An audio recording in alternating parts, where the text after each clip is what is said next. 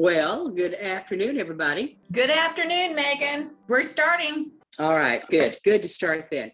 Good afternoon, and welcome to the 13th Annual Oklahoma Recycling Conference. We call this one Keeping a Lid on Contamination. Now, this is day one of our two-day conference. You know this probably.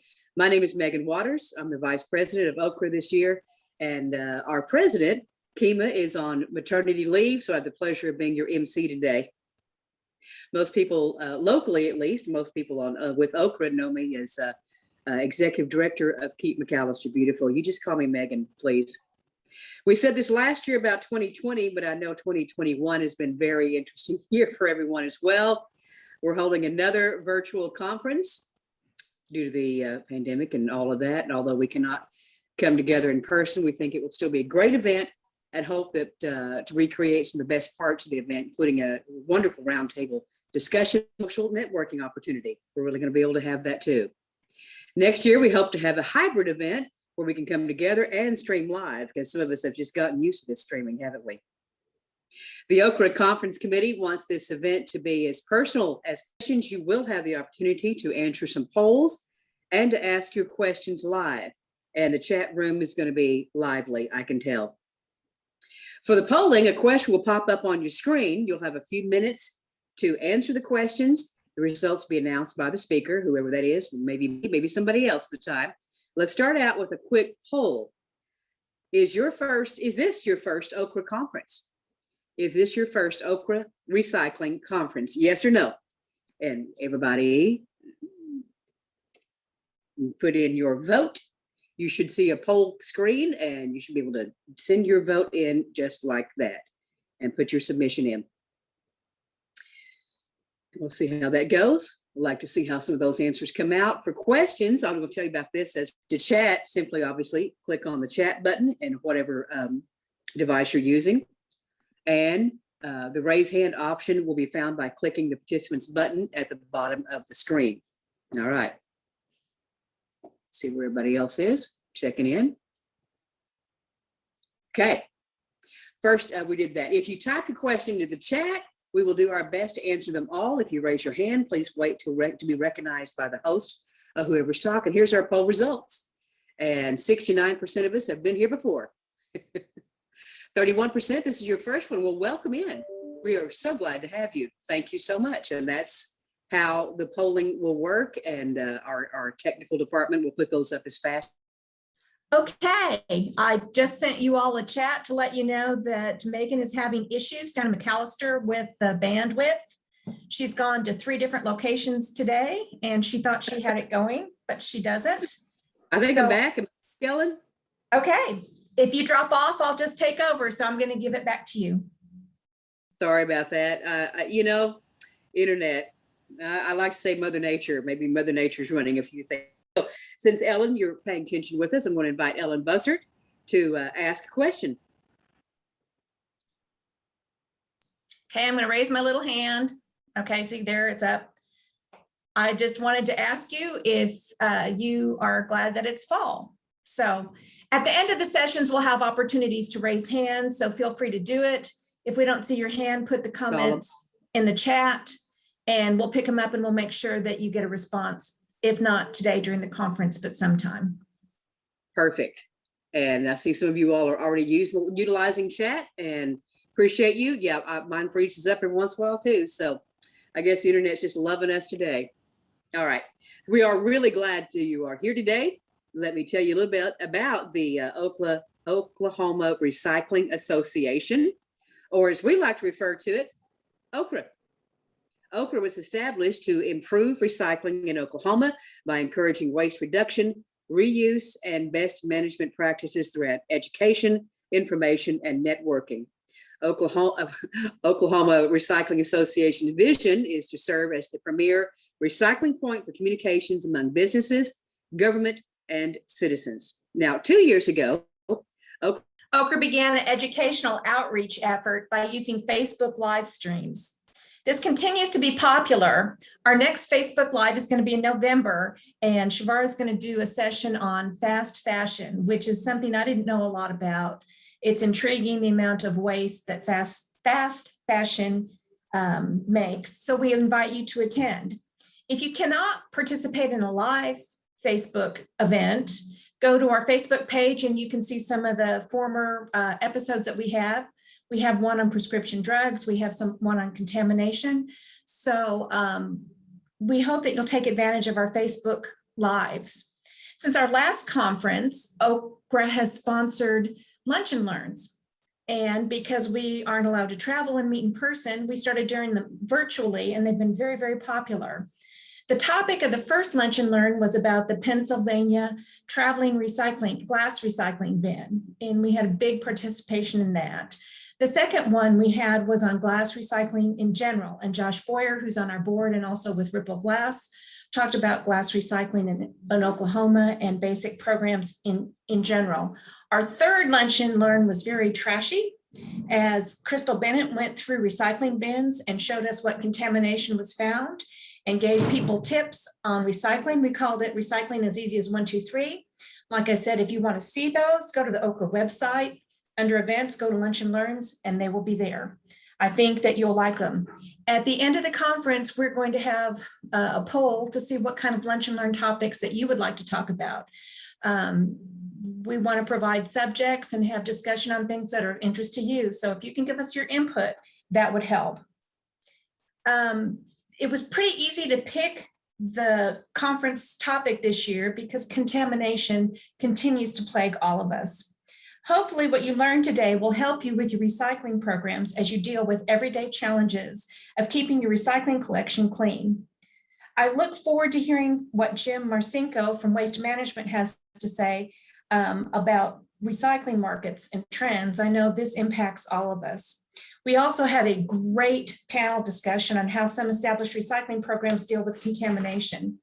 As our board member and friend Brett Scoville says, he quotes from a friend, "We've all been kicked in the shins enough. You don't need to be. You can learn the hard knocks that we learned." So attend the panel, find out ways to deal with contamination, and then you won't have to be the one that takes the brunt of it. It's something like that. Brett will have to tell us later. He's probably cringing when he hears me say that.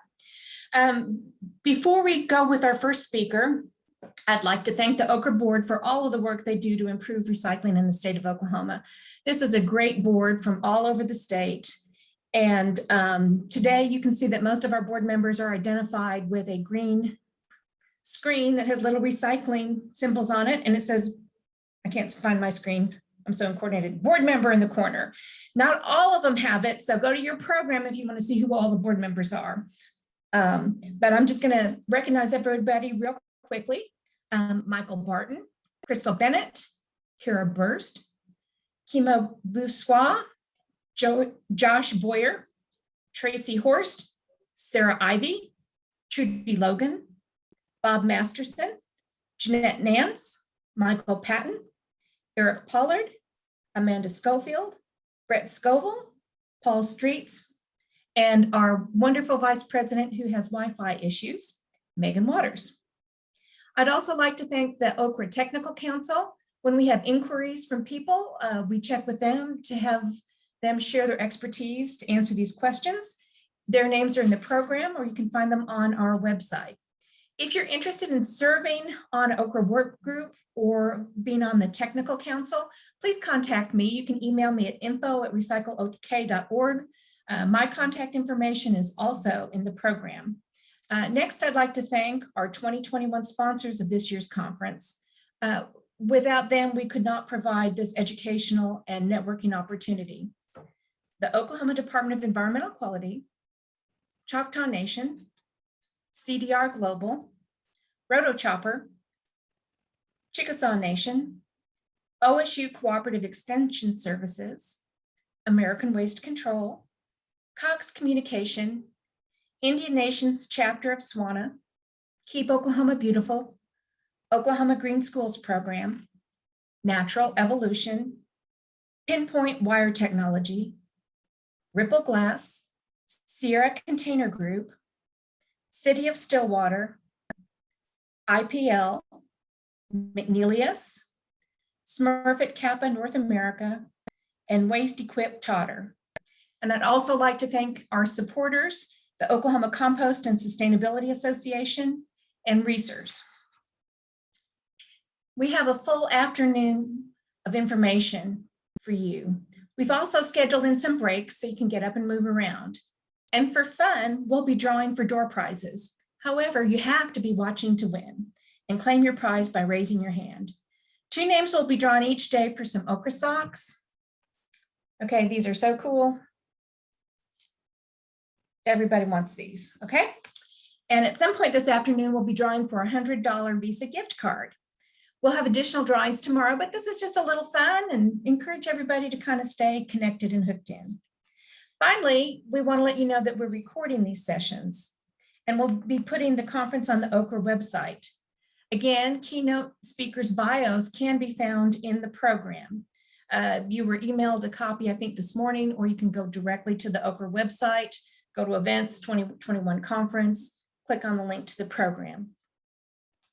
Okay, we've had one speaker change. Joe Bittner was not able to make it with us this morning. So his boss, Todd Ellis, who's the Managing Director, Services and Solutions of Call to Recycle, is going to be presenting in his place. Todd is the Managing Director of Services and Solutions for Call to Recycle, Inc., North America's first and largest battery stewardship program, and has over 25 years of recycling and sustainability experience.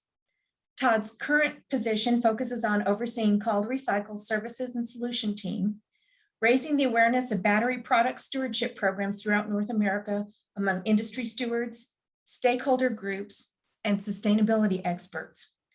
Also, Todd's expertise and experience serves as a resource for battery legislation and other compliance issues integral in the product stewardship approach. Prior to joining Call to Recycle, Todd worked as a recycling planner for the state of New Hampshire, assistant director for the Northeast Resource Recovery Association, and was vice president of operations for Sprint Recycling, Inc. Todd is a graduate of the University of New Hampshire with a Bachelor of Science in Resource Economics. So without further ado, here's Todd Ellis. Good afternoon, everyone, and thank you very much. Appreciate the opportunity to be here. Again, my name is Todd Ellis, and I'm the Managing Director of Service and Solutions for Call to Recycle. As was stated, you were slated to have Joe Bittner join you today, but unfortunately, due to an emergency, he was not able to attend. So good or bad, you're stuck with me. Am I driving the slides correct? Thank you. Let me just share my screen. You are. Thank you.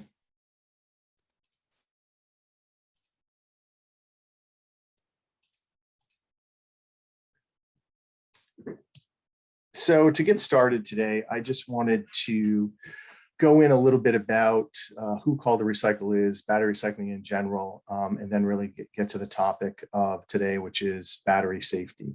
So to get started, who Call to Recycle is. Call to Recycle is a nonprofit organization that was started in 1994 to deal with a patchwork of states that were passing battery stewardship regulations. So it was requiring battery manufacturers and product manufacturers basically to fund a take back and education and outreach system to keep the batteries they were introducing into the market out of the waste stream. So Call to Recycle essentially does 2 things. One, we offer a compliance solution for obligated manufacturers. So if there's a state or province that has battery stewardship regulations, we put together a plan, develop that plan, whether including outreach where batteries are going to be recycled, submit that to the states or the provinces in Canada and get that approved. Basically keeping the companies that we work with in compliance with these regulations so they can continue to sell their products in those states. We work with about a little over 200 manufacturers and brand owners to comply with these various state regulations. The second thing that we do is tied to the first, which is we also manage and operate a battery take back and recycling program. So across the US, we work with about 15,000 locations. to actively promote and take back used batteries from consumers or from their internal operations and have those properly recycled. Since inception, we've recycled about 140 million pounds of batteries. The 15,000 or so locations that partner with Call to Recycle to keep batteries out of the waste stream and properly recycled, we tend to get those batteries back in a few different form factors. One is our mail back box options, which we have a couple of different options. Typically, these are used at retail locations. So at a Home Depot or a Lowe's, for instance, or also at municipal recycling facilities. We also get large amounts of volumes of batteries back. That's typically on the manufacturing side, as well as some of the larger waste haulers or larger household hazardous waste programs from across the US. We also offer damaged, defective, recalled battery take back containers as well, and we'll get into that a little bit later. Here's a snapshot of battery recycling collections through Call to Recycle in your state. You can see that in the upper left-hand corner, you can see battery recycling trends. The light green are pounds of rechargeable batteries, and the dark green are pounds of primary or alkaline batteries that have been recycled from 2017 through year to date 2021. Since we've started collecting batteries, we've recycled nearly 1 million pounds from Oklahoma, which is great. And there's about 200 locations in the state that we partner with to collect batteries and properly recycle them. About 65 of those sites are taking batteries back from the public, and those are mostly retailers as well as municipal recycling facilities.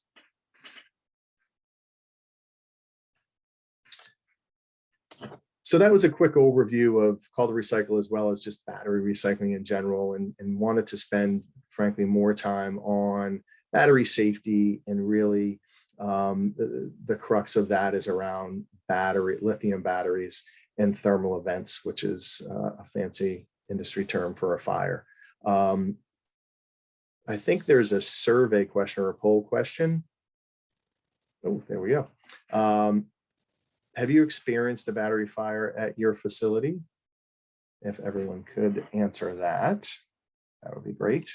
For those of you that haven't, here's just a quick video. And obviously this is in a very controlled environment, but just kind of a quick overview so you can see what a battery fire looks like.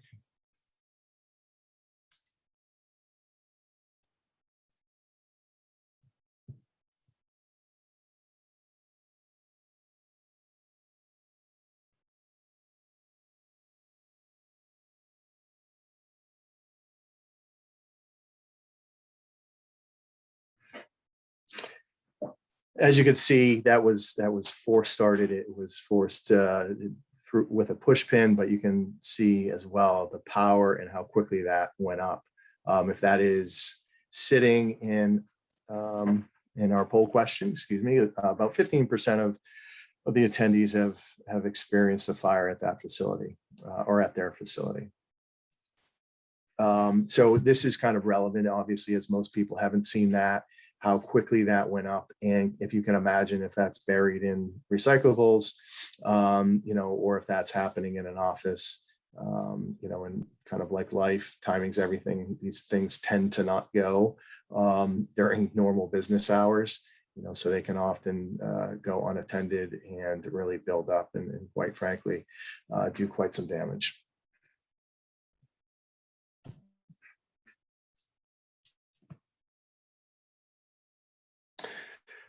So before we get into really sort of preventing and discussing these, I thought it was important, to really understand why this is happening and why there's frankly an increasing number of these incidences across the US as well as other parts of the world. Quite frankly, there's more products, more and more products are powered by batteries. And those are flooding the marketplace. There's products that no one ever dreamed of that would be powered by batteries that are now powered by batteries. There's so many items, and there's batteries and things, quite frankly, that sometimes we don't even realize. So there's so many more batteries on the market. Eventually those batteries no longer work and they need to come out of the market. The second is, years ago when battery recycling was started, it was relatively easy to identify the types, quite frankly, because there was only a few, and they were relatively standard. Now it's very difficult to identify which types of batteries you're handling, as some have markings, some do not have markings, and you're not quite sure which ones need special handling. Third, the power of the batteries. Every manufacturer, and it's obviously based on consumer demand. Everyone wants kind of a smaller and smaller product, and people are trying to put more energy into smaller and smaller batteries. So they're increasing that energy density. And if something goes wrong with that battery, or it's caused by the product, then there's more energy that's released, and that's obviously causing more and more issues. Fourth, quite frankly, the sale of counterfeit batteries is a huge problem. You can get batteries that power your laptop or other devices on Amazon or on eBay from all corners of the globe. Some of those are tested, some of those are not tested. I worked with a manufacturer a few years ago that had to deal with a pretty large counterfeiting scheme. And even they've become so sophisticated that even their engineers didn't know that the batteries were counterfeit until they weighed them, and they were a gram off in weight from their batteries. Everything else looked the same, felt the same, but those counterfeit batteries just weighed 1 gram less. So the counterfeiters are getting very, very sophisticated, and oftentimes, to make money on these counterfeit batteries, there are corners being cut, and it's mainly around safety and production. The other factor, honestly, are the designs of products.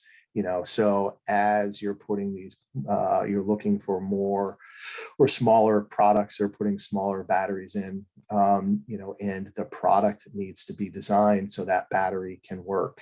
There was a recall probably within the last 5 to 7 years, a very large recall that was blamed on the battery, and was causing fires.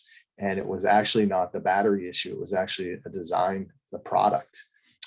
We've all picked up our cell phone, after it's been on for a while, or a laptop, and felt that where the battery is, it's warm. So when a lithium ion battery works in those circumstances, it expands and contracts. In that case, the product design did not allow space for the battery to expand and contract. And actually the battery was punctured by the product. So in that case, it wasn't actually the battery, it was the design. So there's a number of factors that are involved here, and that are frankly causing some of these incidences and the rise of those incidences. So when we're looking at battery safety from a call to recycle perspective, we're looking at identifying dangers and mitigating those risks, and we look at it in sort of 3 buckets. And those buckets are prevent, prepare, and protect. The first one, from a perspective of prevent, it's keeping batteries out of curbside recyclables and trash. There's a lot of talk, obviously, and there's been a number of incidences, and I know there was a facility in Oklahoma that had an incident, or a MRF that had an incident as far as battery fire goes. A lot of focus on batteries being placed in curbside bins or in blue bins. There's also the issue of it going into the trash as well. It getting to a landfill, then being crushed by a bulldozer or equipment, and causing a fire there, as well as any waste energy facilities. So really upfront preventing that battery getting into those streams and channeling it into the correct stream. Prepare is basically looking at it and educating, how do we identify these batteries? How do we identify batteries that are more likely to have an issue? And those batteries are considered what the industry calls damaged, defective, or recalled batteries. And lastly, it's to protect. So looking at solutions to protect both people and property.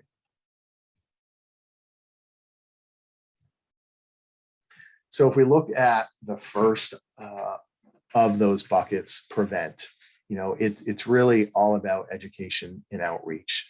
We do education via social media. We work with different state organizations, via promotion to provide different items and different messages and videos throughout, to help consumers package batteries and properly identify them, and also the collection sites. Oftentimes the collection sites, you're getting all of this material. How do you properly package it? How do you properly deal with it? And what do you do should you get a specific battery?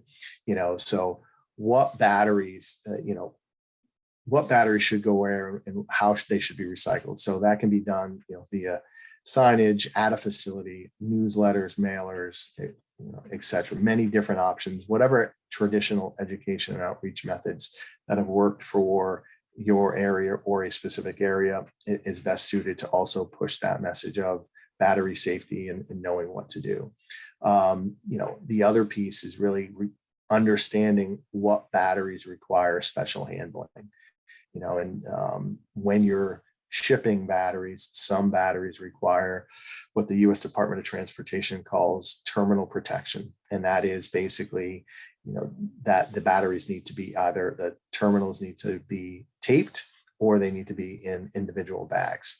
So there's a plethora of safety materials, training, videos about how to properly package and process batteries. And that's whoever you're partnered with from a collection perspective, and really wherever you're sending batteries to be processed, typically that location or that service provider will have all of those materials readily available. So I would highly encourage you, if you happen to reach out to them, to touch base, and look and see what types of materials they have available for collection sites.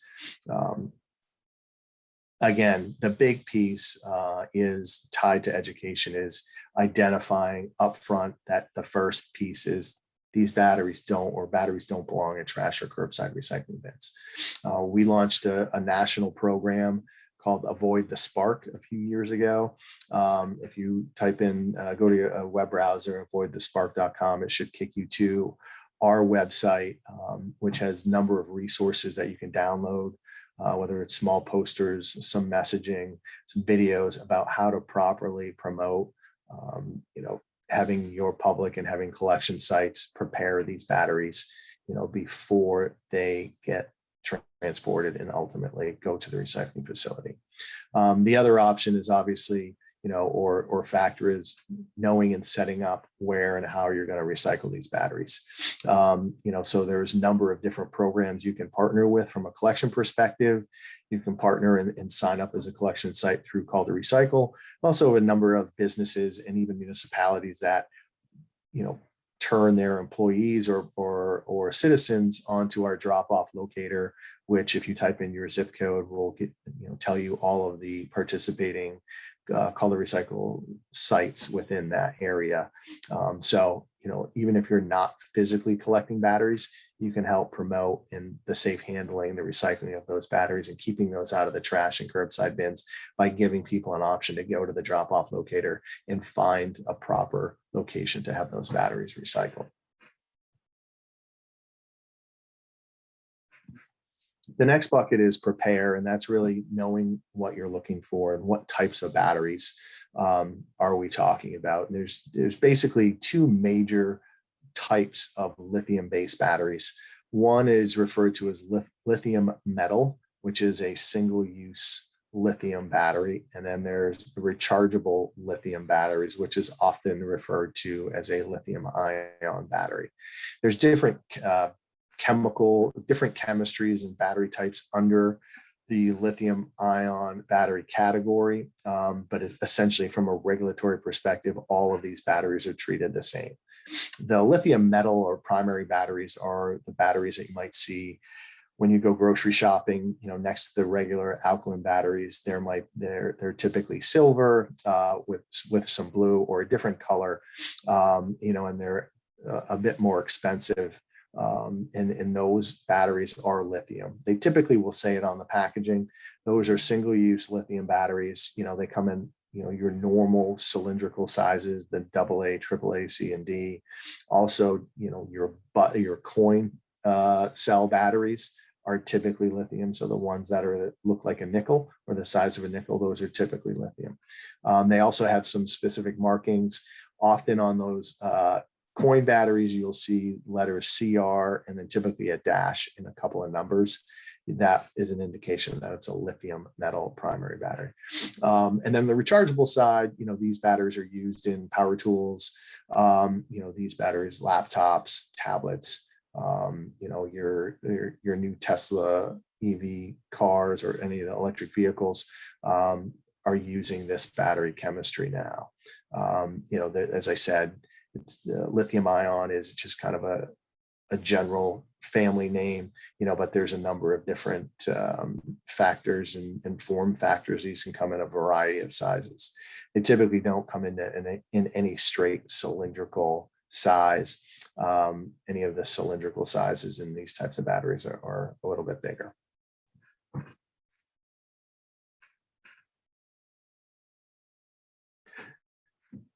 So there's certain regulations when you're dealing with lithium-based batteries, and they do require a little bit more handling.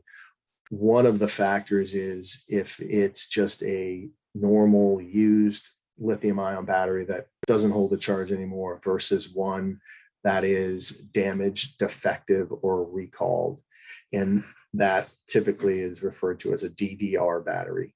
And basically those batteries are ones that have a higher likelihood to cause a thermal event. You can see some pictures up here at the top. When you look at the US Department of Transportation regulations, they don't give you specific examples of what a DDR battery looks like. From our collection program, we typically say it's a damaged lithium battery and you're looking for swelling, smoking, leaking, overheating, if the battery's crushed, so there's a couple of sure signs that say, hey, this battery, I need to do something specific with it. These batteries cannot be shipped in any normal method. So whether you're using our box collection program or you're shipping batteries to a different service provider, any of these batteries cannot go in those containers. There are specific containers that are available. We have them via our website. Most battery service providers now have some type of, DDR containers that are basically shipped under special permit governed by the US Department of Transportation. They have typically a metal container. There's some type of either absorbent or we use a material that is a fire suppressant.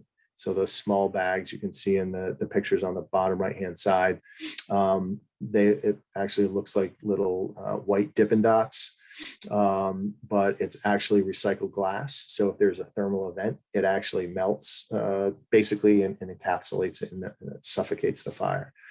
It's a very cool product, and there are different options around sizes. There's small containers, large containers, so the bottom line here is you can't ship these with your normal batteries. If you do get these at your facility, I always recommend to try to prevent this from happening and have containers on site and be able to get those shipped out immediately. If you don't have those on site, we recommend putting in some type of an absorbent and non-flammable material. Typically sand, quite frankly, is the best, and store that in a cool, dry place until you can get a container that you can then ship these batteries off to be recycled.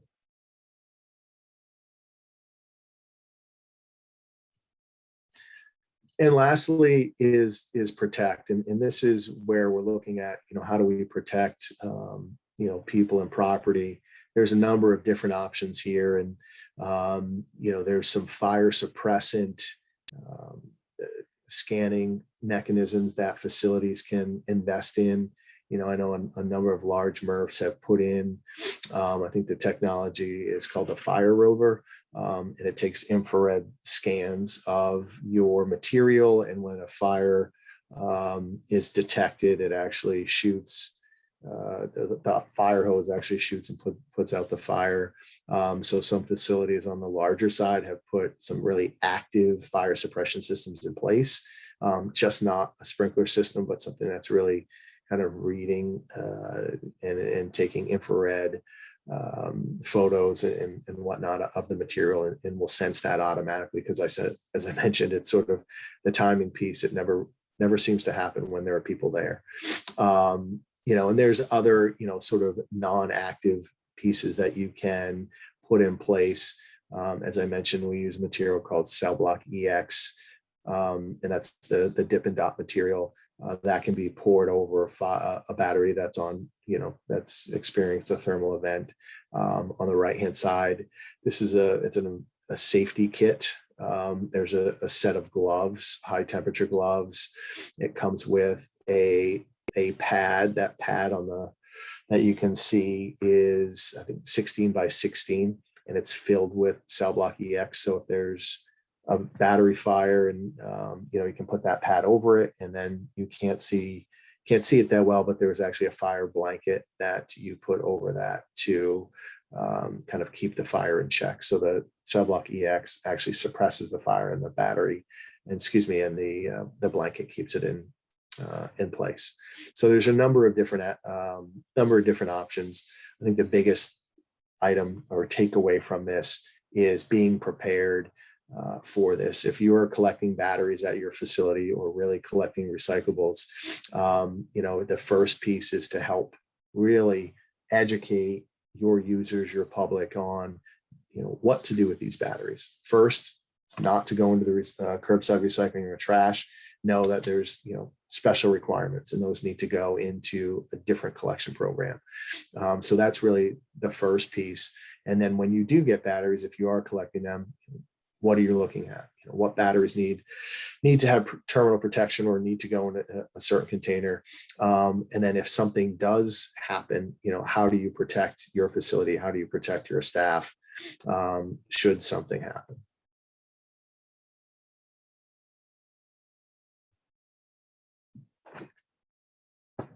And that's it on my side. If we want to do questions, or if any of you have some questions, you can put them in the chat right now, or you may raise your hand, either one. And Todd, if you want to go back to the big screen, then people can raise their hands, and you can ask them directly what they want. All right.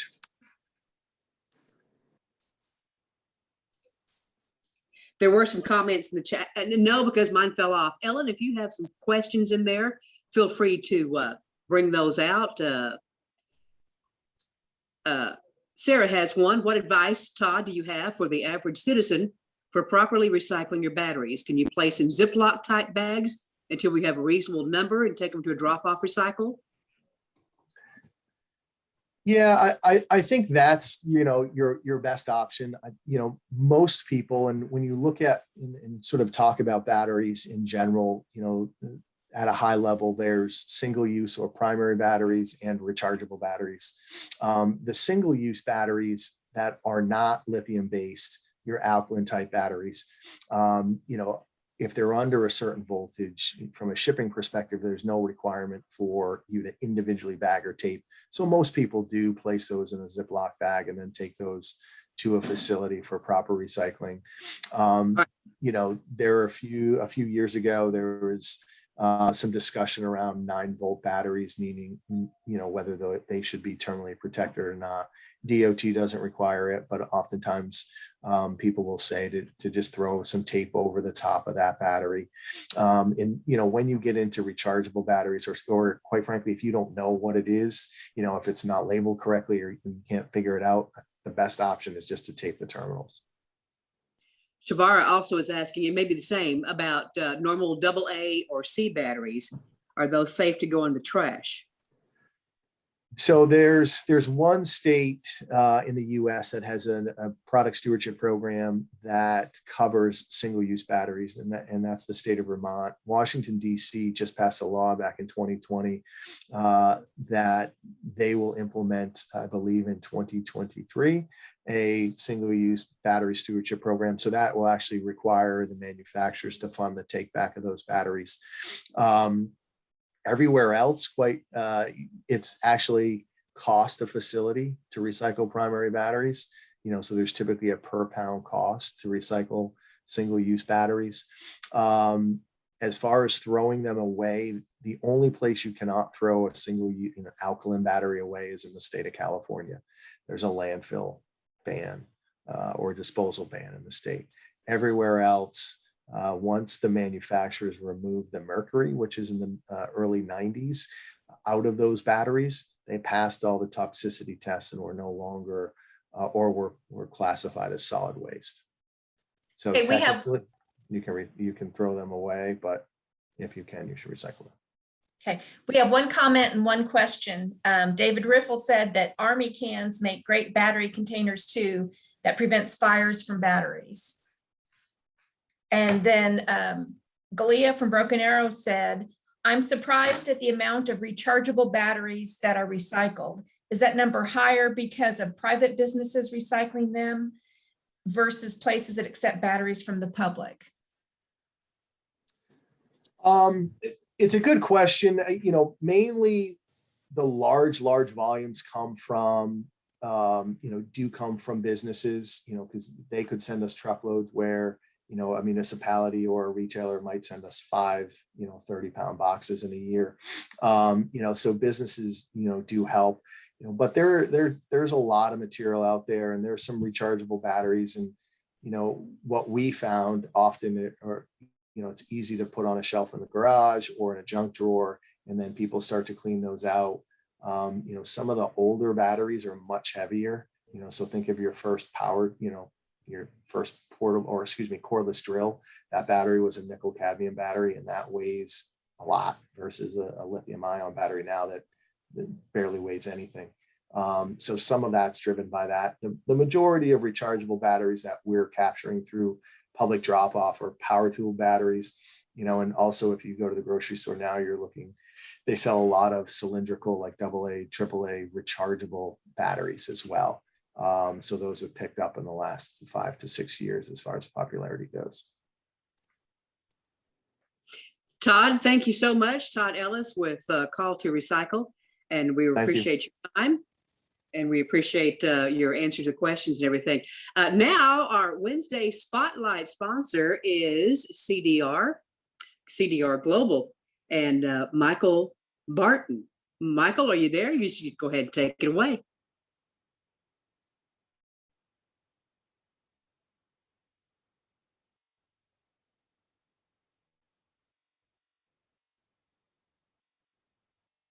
Michael Barton, you with us?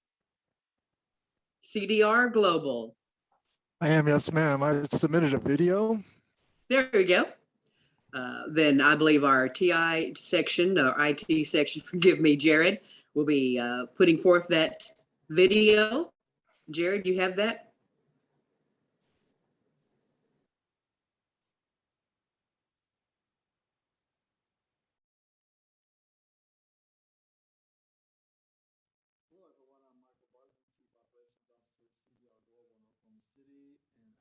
Chairman of OKRA. On behalf of all of us at CDR Global, we want to welcome you to this year's OKRA Recycling Conference. We're thrilled to be a sponsor for this year's event. How was the state of Oklahoma affected by e-waste? In 2008, Oklahoma passed the Oklahoma Computer Equipment Recovery Act. This law establishes a convenient recovery program for the collection and recycling of end-of-life computers and monitors from major retail operations and OEMs. Unfortunately, the latest data shows that the program participation is at an all-time low. In 2019, the major manufacturers reported to the Oklahoma DEQ just over 450,000 pounds of computer equipment were collected, compared to the highest totals in 2011 and 2012 of 3 million pounds. Comparatively, in 2019, CDR Global repurposed and recycled almost 3 million pounds of computer equipment. In just the first 6 months of 2021, we processed 150,000 devices, equaling 200 million pounds of computer equipment. I feel like we have a responsibility as members of OKRA and leaders within our communities and companies to advocate for an update to this act, to widen its scope and create additional opportunities to expand e-waste recycling within our state. How does e-waste affect my community? As we continue to see distant learning outside the classroom and remote work happening within our state, it's important to keep in mind that the demand for reused, repurposed, and recycled equipment is very high. CDR Global is prepped to assist organizations, companies, and school districts with more sustainable solutions for their end-of-life technology. We also specialize in the refurbishment and resale of technology. We've seen that what may be outdated to one business may prove extremely useful or more current technology for another business. This is especially true in our school districts here in Oklahoma. Many do not have the funding that other districts do. How is CDR Global helping to create responsible e-waste solutions in the United States? CDR Global has a zero landfill policy, meaning that none of the equipment we dispose of will ever end up creating any additional e-waste in the United States. We went from a 67% reuse rate in 2019 to 90% in 2020. CDR Global is doing everything we can to refurbish equipment. Reuse has again become very valuable in our society, and that includes technology. Who would have thought we'd see consumer demand on used boats, motorcycles, and cars at the prices they're being sold at today? We were also one of the first electronics recyclers to obtain the R2 certification for responsible recycling in Oklahoma. This standard helps ensure environmental compliance and data security for our clients. What steps has the CDR Global team been taking in its own offices to combat e-waste disposal and recycling in general? With almost 90 employees that are part of the CDR Global team, we work to practice what we preach by promoting recycling within our facility. CDR Global has a sustainability committee. They track internal use of bottles, recycled materials. I actually got that idea from the OKRA Conference 2 years ago. So I want to say thank you again to OKRA for that. We provide every employee with reusable cups. We install the touchless water dispenser.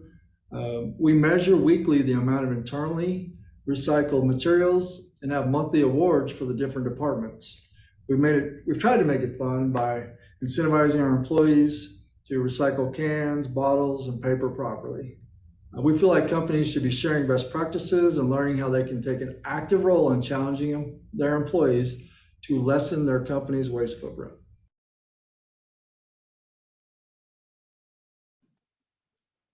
All right. Michael Barton, thank you so much. And there's cdrglobal.com if you have more questions or more you would like to know about it. We appreciate that.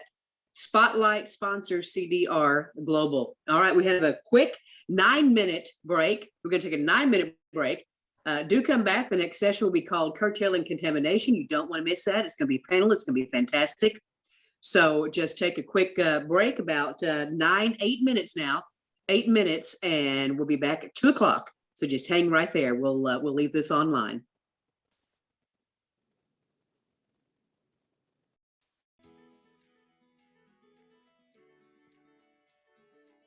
All right. Welcome back. Hope everybody had a chance to refresh your beverage and all that kind of thing. So we're coming up on the 2 o'clock. The neat thing now is we're going to do a drawing. Okay, so everybody get your hands out and do a drum roll. Drum roll. The winner, and you have to be present to win, is Trudy Logan. Trudy, are you here?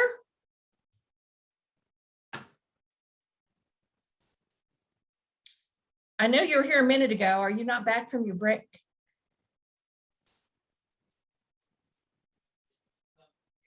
She gave a thumbs up. Okay, Trudy, you're the winner of a pair of socks. And if you don't want the socks, we have an OKRA t-shirt. Oh, I'm not good with this camera. T-shirt that you can have. There you go. Okay. So next, we have a great panel of recycling leaders in our state, and they're going to be talking about curtailing contamination. And I would like to introduce our board member, Kara Burst, who is the Undersecretary of Outreach and Services for the Chickasaw Nation. Kara is going to be our moderator today. So Kara, take it away. Good afternoon. Thanks, Ellen. So we have a great lineup of recycling professionals here to answer some of our biggest contamination questions. So let's start with introductions. As Ellen mentioned, I am Kara Burst. I'm a proud member of OKRA, proud board member of 2 terms now. So now on to our panelists. Brett, could you get us kicked off? Sure. I'm Brett Scoville. I'm the solid waste manager for the city of Norman. I'm a recent addition to the OKRA board, and I'm still learning, but it's a great group and I'm glad everybody's here. Lots of good friends in the audience. A few I haven't seen in quite a while, so nice to hear from everybody. Glad to have you here with us. How about you, Chris? Chris Knight, I'm with the City of Stillwater. I'm the solid waste director for the city. Thank you. And next we have Bobby. I'm Bobby Schultz. I'm the executive director of the Metropolitan Environmental Trust here in Tulsa. Most people refer to us as the Met. And last but not least, Tracy. I'm Tracy Horst. I'm the Director of Environmental Compliance and Recycling for the Choctaw Nation of Oklahoma. Thank you. As promised, here are your lineup of our recycling experts. So let's go ahead and jump into our questions. We will go in the order of Brett, Chris, Bobby, and Tracy, and each of you will answer the question. So our first question is, what type of recycling program do you have and how long has it been in operation? Take it away, Brett. We have a pretty extensive program. It's very diverse. We have curbside recycling, commercial cardboard recycling, 4 drop centers, and a big compost operation. And I think our recycling alone is about 20 million pounds a year. If you add composting in there, we're at some 80 million pounds a year. This last year with the storm events, we were at 200 million pounds. So we divert quite a bit of material. It's a very successful program, and Norman has the will to make it happen. Good. How about you, Chris? The City of Stillwater, we have a curbside single stream program that we implemented in 2013, where we accept 1s and 2s and 5s plastics, cardboard, aluminum, tin, paper. We also have a separate glass collection. And of course, we have a yard waste curbside program also. But we also have a manned recycling center where we accept all the same recyclables I just said, but we also accept electronics, antifreeze, oil, batteries, latex paint, furniture, mattresses, regular metals, a little bit of everything. And it's been operating since 2008. And the Met. Well, the Met started in 1987, and it was in direct response to the lack of permitted landfill space in Northeast Oklahoma. Since then, we offer a lot of programs, but we're best known for our recycling depots. We have 10, 3 are in Tulsa, and we have Sand Springs, Glenpool, Owasso, Collinsville, Broken Arrow, Bixby, just all around the area. And we collect newspapers, office paper, magazines, number 1 and number 2 plastic containers, plastic bottles, glass bottles and jars, aluminum cans, antifreeze, used motor oil, cooking oil, household and automotive batteries, steel cans, cardboard, e-waste, and even eyeglasses. Quite the expansive program. How about you, Tracy?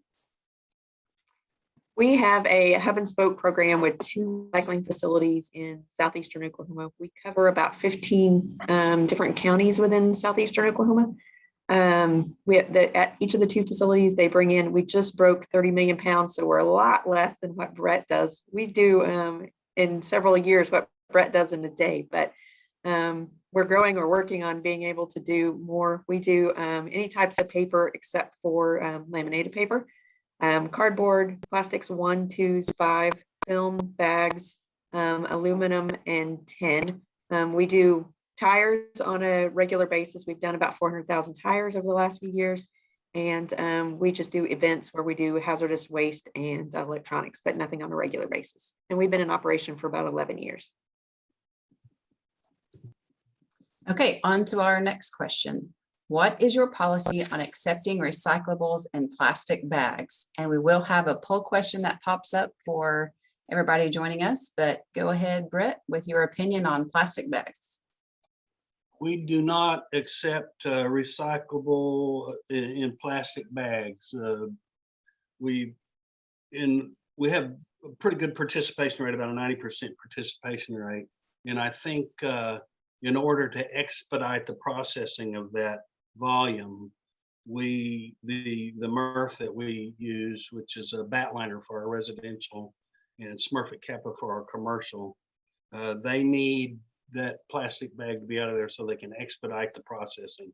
And it creates problem with tanglers is the biggest issue, I think. And they tend to come in, the bigger trash bags, of course, tend to come in contaminated. Right now, we are diverting our small plastic bags to the local Walmart. We just recommend that the customers take them to the Walmart. So it's our program. Okay, Jared, did we have the poll question ready? There we go. So does your program accept recyclables in plastic bags? If everyone would please answer, we'll see what kind of split we have here.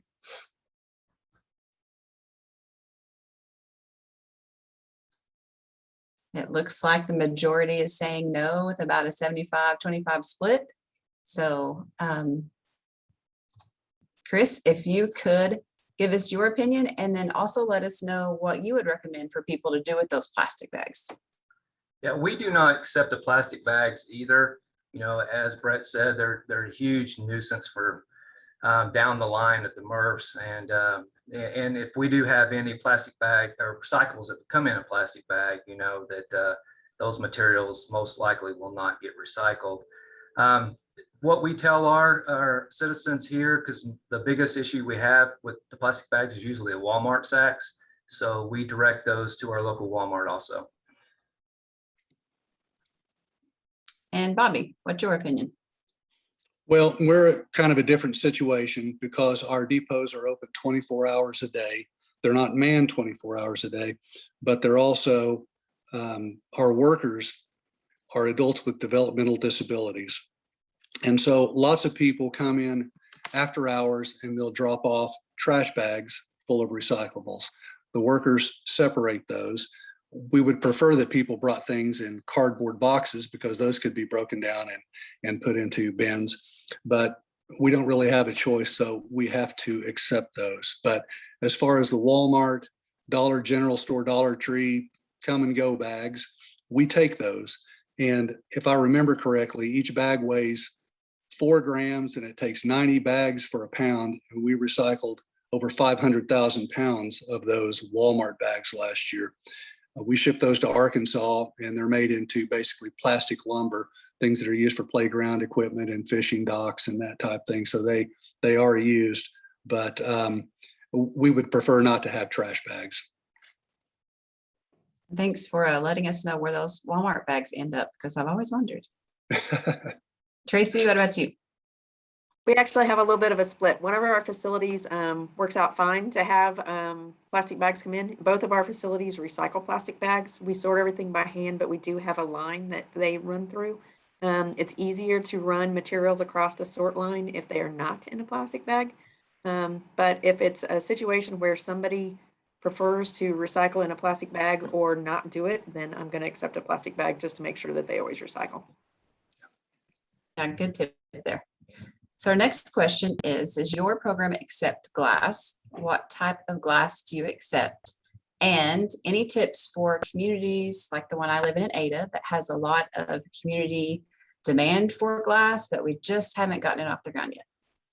Brett, how about you first? Yes, for several reasons, Republic Services that does our residential recycle collection, we agreed with them that glass at the residential, at the home was not a very good program. Shipping and reprocessing, sent it through the MRF was caused degradation of the product and a few other reasons, shipping costs and that kind of thing. So we started accepting the glass at the drop centers, and we do about 122,000 pound load per month through Ripple Glass. And they are a wonderful company for no fee. We gather that glass up, bunker it up. When we get a load, we call them up. They come out and carry it away to Kansas City and process it and use it again. And they want more. So we are encouraging our residents to use these drop-off centers and bring us more glass. I think tips for a smaller community is I'd like to see us have regional drop centers. And I think with a little bit of manipulation and approval from our city leaders, I think we could accept glass from some of the smaller surrounding communities if they could figure out a way to transport it to us. I wouldn't have any problem at all. And I believe the people of Ripple would welcome that. Yes, and they are actually one of our sponsors, so their information will be in our conference program. Josh at Ripple Glass is great to work with, so anybody needs that contact, please look in the program. And Chris, I'm going to keep adding on questions, but one other, what do you say to those who have safety concerns with glass?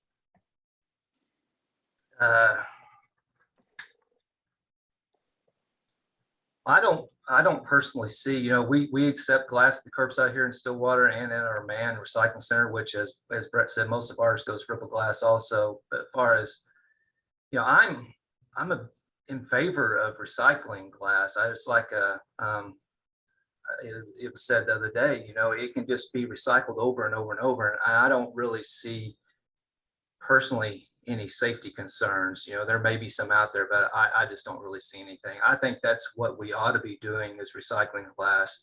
I'm not a big fan personally, and it's just my preference of plastic, but I wish we would get back to where it used to be many years ago and recycling glass and putting things in glass. I know it's heavier, and I know it's done because of transportation costs and cheaper for the plastic, but I'd much rather us go back to putting items in glass. And Bobby, what does the Met do on glass? We collect glass, jars and bottles, clear, colored. We have different roll-offs that we put each of those in. And we send our glass to Okmulgee to do block, which I'm happy that it's staying in state. We like to do that when we can. And I agree, it's heavier than plastic, and the resale price isn't anything to cheer about, but it can be used over and over and over. And I think it's a good product. I know that plastic may be a whole lot easier, but when you go into thrift stores, it's real simple to find antique glass. Lots of people collect glass. I just think it's a great product, and we ought to be working really hard to recycle it. Tracy, your take on glass and what the Choctaw Nation does and any safety concern issues with that? We actually do not recycle glass at this time. We have drop-offs across all of southeastern Oklahoma and actually into North Texas as well. The challenge with that is when people walk in and drop it into a container, it can break. It rolls out of that container onto a concrete floor and it can break. And then we manually sort everything. We don't have optical eyes. We don't have magnets or anything to pull it out. So we do wear puncture-proof gloves, but it's still a risk. So it's not one of those things that financially we've been able to make work. And then we have the concern of making sure everybody goes home. My quote is everybody goes home with the same fingers and toes they came to work with. So we want it to be as safe as we possibly can. So there's a little bit of a challenge on that side. I'm definitely interested if I can figure out a way to make it happen and keep everybody safe, then yes, I'm totally for it. Just like Bobby and Chris mentioned. All right, thank you. So our next question is, name 3 of your most commonly seen contaminants. And to start off, we'll have a poll question. So our choices are plastic bags, liquids of leftover food, hazardous waste, tanglers, textiles, yard waste, and scrap metals.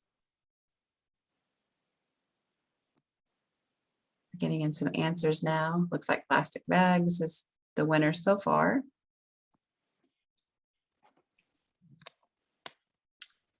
It looks like it's going to hold with plastic bags. So Brett, is that one of your big contaminants?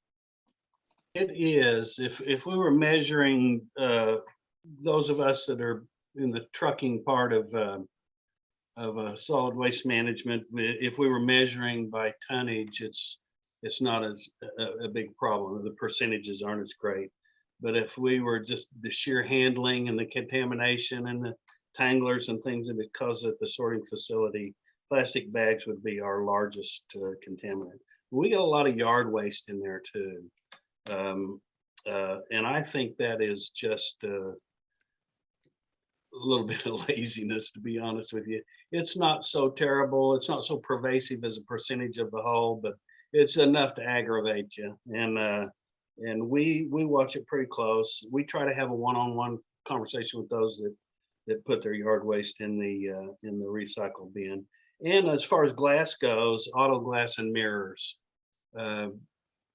We don't get a lot, but it's when you do get something like that, it's big. So and it usually ends up in the middle of the bunker. So you have to fish it out of there, and it's pretty labor intensive. So that's one that really bothers us as well. Just top 3 contaminants you find. Plastic bags is definitely our number one, with styrofoam, because we do not accept styrofoam in our program. And then yard waste is another one for ours, which is very odd because we do have a yard waste program. So, but we do find some. The plastic bags is definitely the biggest key. It's such a huge issue that we had to go around and created a no plastic bag decal to put on all of our recycling carts to try to educate everyone that we don't accept them. And I know why they're putting them in there. You know, they're putting the recyclables in the plastic bag because we live in Oklahoma and the wind blows and no one wants the recyclables blowing over their neighborhood. I get it. It's just that our processor that we're contracted with don't want them, and you know, every plastic bag ends up costing us more money. As we heard earlier, the recommendations for bringing recyclables to your recycling center is to use a cardboard box and then recycle it. So hopefully some people will try that out. How about you, Bobby? Top 3 contaminants? Well, probably food is the top one. People not rinsing out jars and bottles and aluminum cans. And that's not that distressing, but because our centers are open 24 hours a day, we receive lots of just plain garbage. We have just Monday, we had an entire pickup truck load of hazardous materials dropped at one of our depots, pool equipment and Roundup and all that sort of stuff. So that's always a problem. Mattresses. We had furniture yesterday dropped at our Coweta depot that we had to have hauled off. But I'd say other than that, styrofoam, both packing styrofoam and food packaging are big problems for us because those just end up, our workers have to take those and it just ends up in a dumpster. We have no way of recycling that. And Tracy, what does the Choctaw Nation find? We are blessed and fortunate to not have the issue with styrofoam. That was one thing I didn't mention earlier. We actually recycle styrofoam here too. We actually get bags of trash. So but like Bobby, the issue I think is the main issue that we run into is somebody thinks it's a trash can or something like that. So they just, or it's the easiest way for them to dispose of their household trash. So we get household trash. We get a lot of plastics that aren't accepted. So we take 1s, 2s, and 5s, but we'll get 3s, 4s, 7s, that kind of thing. Or people automatically assume that if it's a 6 and it's recyclable, but not all 6 is styrofoam. So we get a lot of contamination from non-plastics that they want to recycle. And then since we don't do glass, we get a lot of, we don't get a lot, but we have problems with glass contamination as well. So when your facility finds contamination, what is your process and do you have to stop the line? we have a contractor, Republic Services, does a great job, and they're always ready and willing to get out in front of whatever group we invite them to get in front of to talk about contamination. The processor they use for our residential is Batliner, and certainly there's an audit there that tells us to watch our contamination if it increases. We get a monthly report and that kind of thing. So I can't speak to whether or not it stops the sorting line. I'm sure it probably does if it gets out of control. It's a repetitive thing. We do well, and then we crawfish backwards, as they say, and have to remediate and get in front of people. And they do a really good job at Republic of educating the public on what next to do. So we're happy with that. Chris, how about you? What's your process? We tried to really stay out ahead of it also. We actually have an individual on staff that audits recycling carts every day. So we're out there trying to get ahead of it before the trucks get there to see if any carts are contaminated. And if they are, we don't service those carts, and then in hopes to speak with the customer and try to educate them on them. The way our contract is with our current processor doesn't really stop the line necessarily because the material is hand sorted. But as far as contamination, we just try to really stay ahead of it. And it's very difficult, as Brett said, because he's in a college town, I'm in a college town, and it's just an ongoing battle to educate the students year in and year out that come in about the programs and what's accepted and not accepted, and a keg is not accepted in the recycling cart and that kind of thing. I can imagine what you found. Bobby, how about you? We don't have a line. We just have our recycling depots, so people bring things to us. If it's during the normal workday, then we can kind of educate them as they go. If they drop things after hours, then the workers that I spoke about earlier, the adults with developmental disabilities, actually have to sort through that, and it can be a nasty, dirty process. They have to sort things out and separate them and carry the things that we can't take, the massively contaminated things, and throw them in a dumpster. And it's just a tough job. Tracy? The cost to dispose of it is the biggest thing. A 20-yard roll-off usually runs about $300 a month. So it doesn't take terribly long to fill up a 20-yard roll-off. You can easily fill one up once a week. On a bad week, it can probably be more. And then it's just the amount of extra time that it takes to sort materials, because you're pulling out things that you can't save or can't do anything with in order to send them. So it's the financial impact there. Good lead into our next question. So our next question is, and we do have a lively chat, so we will get to those questions in just a second. So I appreciate the questions. Keep them coming and we'll get to them. Our next question is, what financial impacts have you seen from contamination? And if you have any numbers, please throw those in.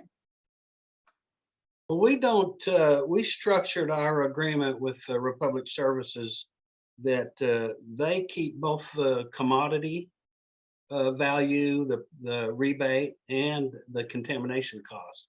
So on the short term, we have no financial impact from contract to contract.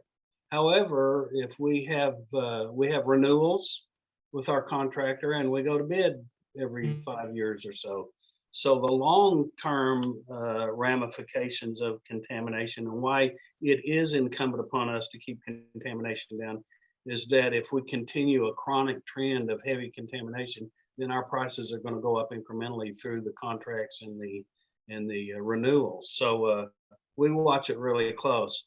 We invite, when we see a spike, Republic certainly lets us know, Batliner certainly lets us know, Smurfit Kappa lets us know, and we again, Republic is wonderful about getting in front of folks and implementing programs that help us move that in the right direction.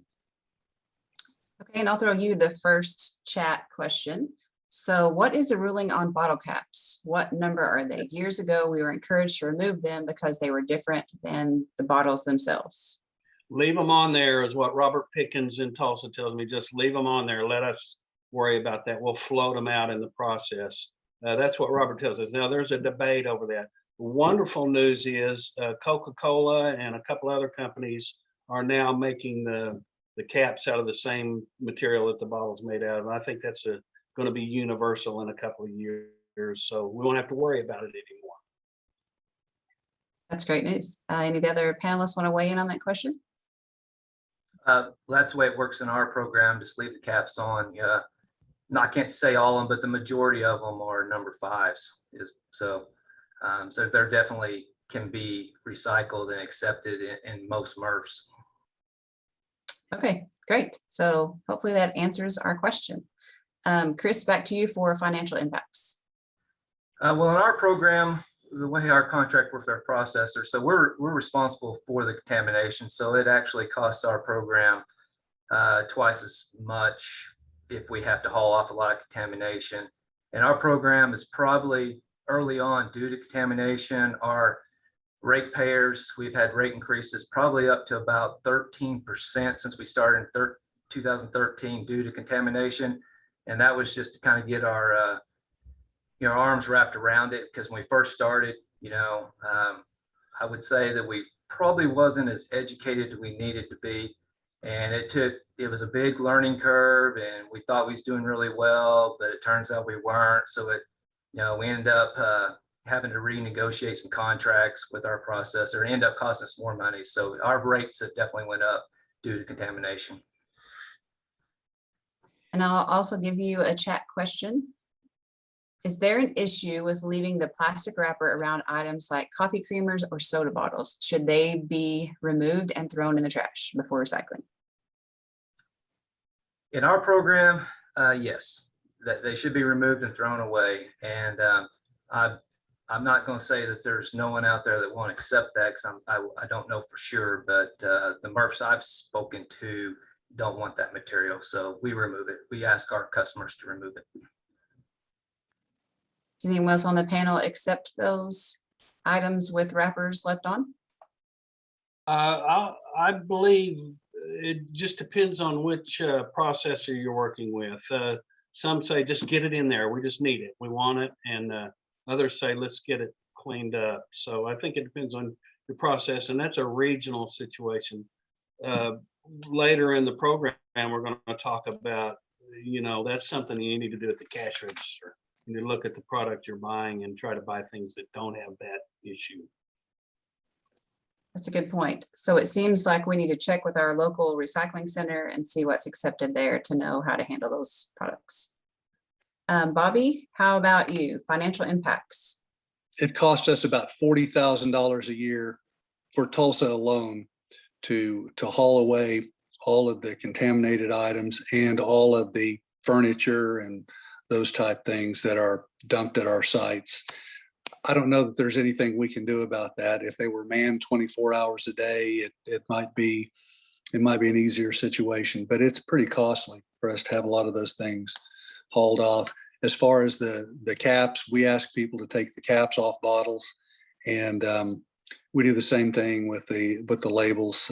But if people bring them in, we just deal with it. It's not a deal breaker for us, but we'd certainly like to get down to the point where we had no contamination. It would sure make life a lot easier. It helps us a little bit that we have all of the income from selling the items to help offset the cost of what it takes to haul things away.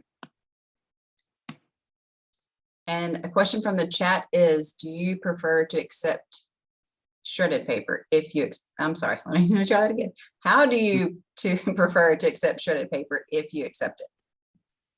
Well, we can take that and just put it in a roll off. We don't necessarily like to do that, but we offer collection events throughout the year, special collection events. And one of the things that we do there is to provide free shredding for people. So hopefully we can get them to come to that instead of dropping things off at the depots. Since it is kind of a flyaway material, do you ask people to put it in a plastic bag, or how do they handle that? Well, they bring it in a plastic bag.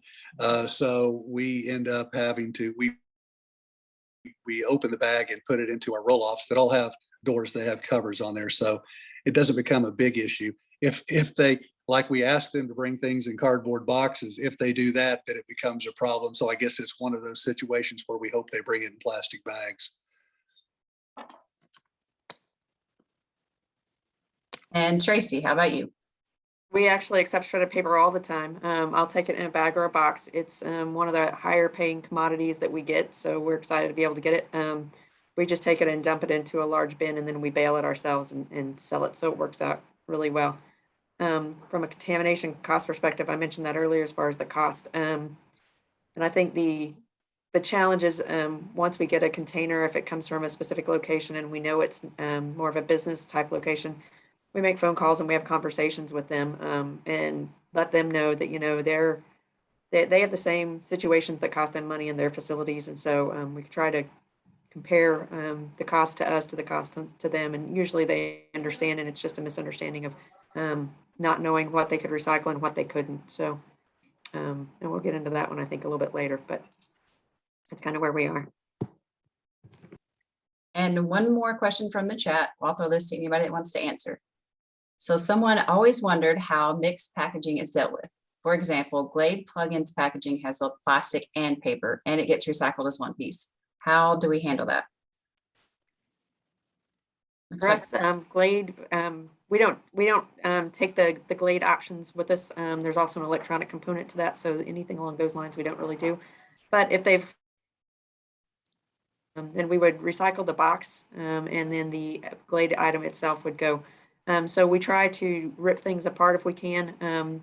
Toys a lot of times come with a plastic coating and then a cardboard box or paperboard box. So we will take that plastic out and just try to recycle the box versus the plastic. So it depends on the component and the amount of time we have to spend to be able to do certain things like that. I don't know if I have this statistic right, but Robert Pickens told me at TRT, and I may be way off on this, but Robert said they processed the entire day's collection for the city of Tulsa in 4 hours. So that line is really moving fast. So if things aren't prepped, if things aren't coming through there properly, it's probably going to hit the garbage can. And that's, again, we've got to get that responsibility back to the individual that's placing that item in the container. And one that I just try to emphasize as often as I can: promote pre-cycling, make it work at the cash register, watch what you buy. If you can just get in that good habit, I think that helps that considerably. And we do have a session coming up on that, so everybody stay tuned for that. So our next question is, what has been one of your most effective methods to stop contamination? And do you advocate for education, enforcement, or both?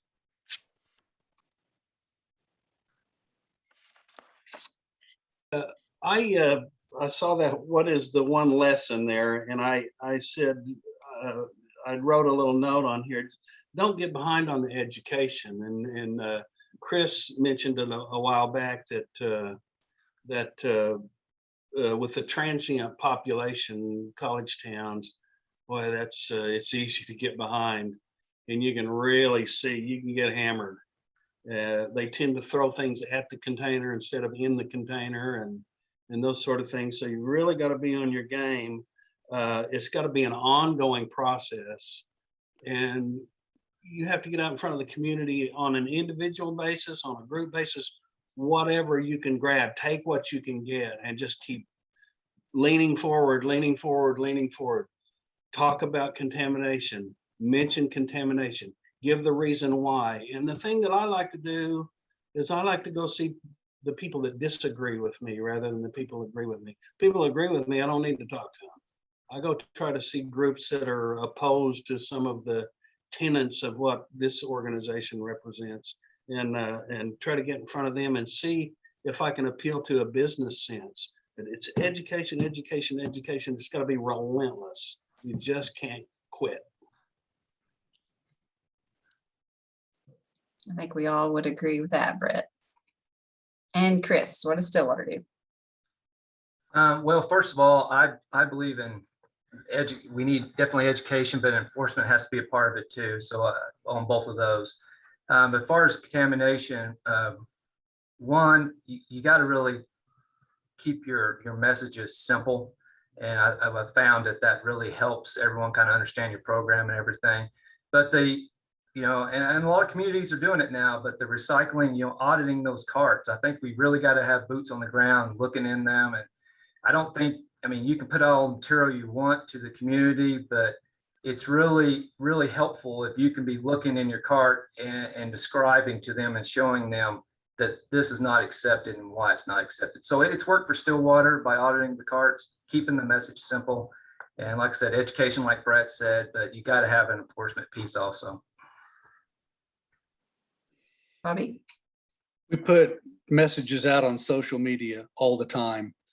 Graphics and very few words, very simple, keep it simple. But we talk about batteries, we talk about composting, what can go into Tulsa's curbside recycling, which is different than what we take. We talk about what we can take that you can't put into curbside recycling and just try to make it simple. And we have special events. We have the Great Pumpkin Rescue. Last year, we collected 10,000 pounds of jack-o'-lanterns that people would have just thrown into the garbage. We've taken those and given them to local composter. But we also go into the classrooms. I think education and constant communication is the key to stopping contamination. We are educated. We have a full-time educator who was in 70 different schools in the last year providing programs on recycling, what's safe to recycle, what you can't recycle, all those type things. And I think that kids will remember that message. I remember lots of things from when I was a kid. I've said before, we had a program, I think the character's name was Patch the Pony, and it talked about nay, nay, from strangers stay away. I still remember that from elementary school, and elementary school wasn't yesterday for me. It's been a while. And I also remember the commercials about, there was one, a cartoon called Johnny Smoke, and it was, seemed like when somebody died from smoking cigarettes, Johnny Smoke burned a hole in their saddle. All that is stuck with me. I don't pick up strangers that are hitchhiking, and I don't smoke. I'm hoping that a lot of these elementary school students will remember the messages that we're trying to teach them. And will that pay dividends right away? It could. They could tell their parents, hey, you can't put that in. That's something that we don't recycle. A lot of kids that have a good relationship with their parents can do that. But it'll also pay dividends in the future, because those kids are going to be renters and homeowners in 15 or 20 years. And hopefully the lessons will stay with them and pay dividends in the future. I've seen that with my youngest child. He takes what he learns at school, he brings it home, and that's great, because this is their planet they are inheriting from us. So if they can learn those lessons young, then we're all better off for it. Tracy, what does the Choctaw Nation do on stopping contamination? I think back to Brett's point, that's one I always end presentations or any discussions with is educate, educate, educate. You can never stop. You have to reach out to your vendors. We kind of talked about that a little bit earlier. Their requirements change, so our requirements change. So we just constantly educate on that. We love going into the schools and having discussions with the school kids, having contests with the school kids so that they can learn about recycling and then they take it home. We've had grandmothers call us and say, my grandkids were here this weekend and gave me a hard time because I didn't recycle. How do I do it? And we kind of give them that direction and kind of work through that. So it all comes down to education and letting them know that aluminum foil is not something that necessarily can be. So I think there's one of those things where if I had to give one lesson, it would be a little bit about more along the lines of the things we can't accept. We can take your styrofoam cup or your number 5 cup or whatever, but we can't take the lid, possibly in the straw that goes along with it. So I think there's a lot to education tied in with contamination and what you can take, and you can do it all together in one big thing and not offend anybody, but get the point across. Okay, this is kind of a new ad question, but on the flip side of what have you done that is effective, is there anything that someone would like to share that was a great idea in theory to stop contamination and then you put it out there and it didn't really work? So something for people to avoid that you've already kind of worked through? I had one that scared me a little bit that we tried just for a day or so, that where the driver would just leave the contaminated cart if it was obviously contaminated and leave it there and just kind of let the customer stew. And I think because we didn't, it's okay to leave it there, but you have to communicate. I think if you just let the customer stew, then all of a sudden you have a contentious situation that you have to deal with. So that wasn't a good idea. And I believe that, you know, if we can find the time, knock on the door, and that's hard to do when you have a big population, but you got to leave a note or knock on the door. So it looks like it does all come back to education in the end. So key takeaway, educate, educate, educate, quote from Tracy. So we do have a chat question. Does anyone take white goods, special collection events, anything for those type items? I know the Chickasaw Nation does. We're currently in the middle of our white goods collection now. You can contact me if you are close to Ada, kara.burst@chickasaw.net. I think I saw Brett raise your hand. You take white goods as well? Is that on an ongoing basis or as an event? We have what we call our drop center hub at our transfer station. We take tires, we take scrap steel, we take white goods, we take glass, we take used lumber. We also soon are going to be taking styrofoam.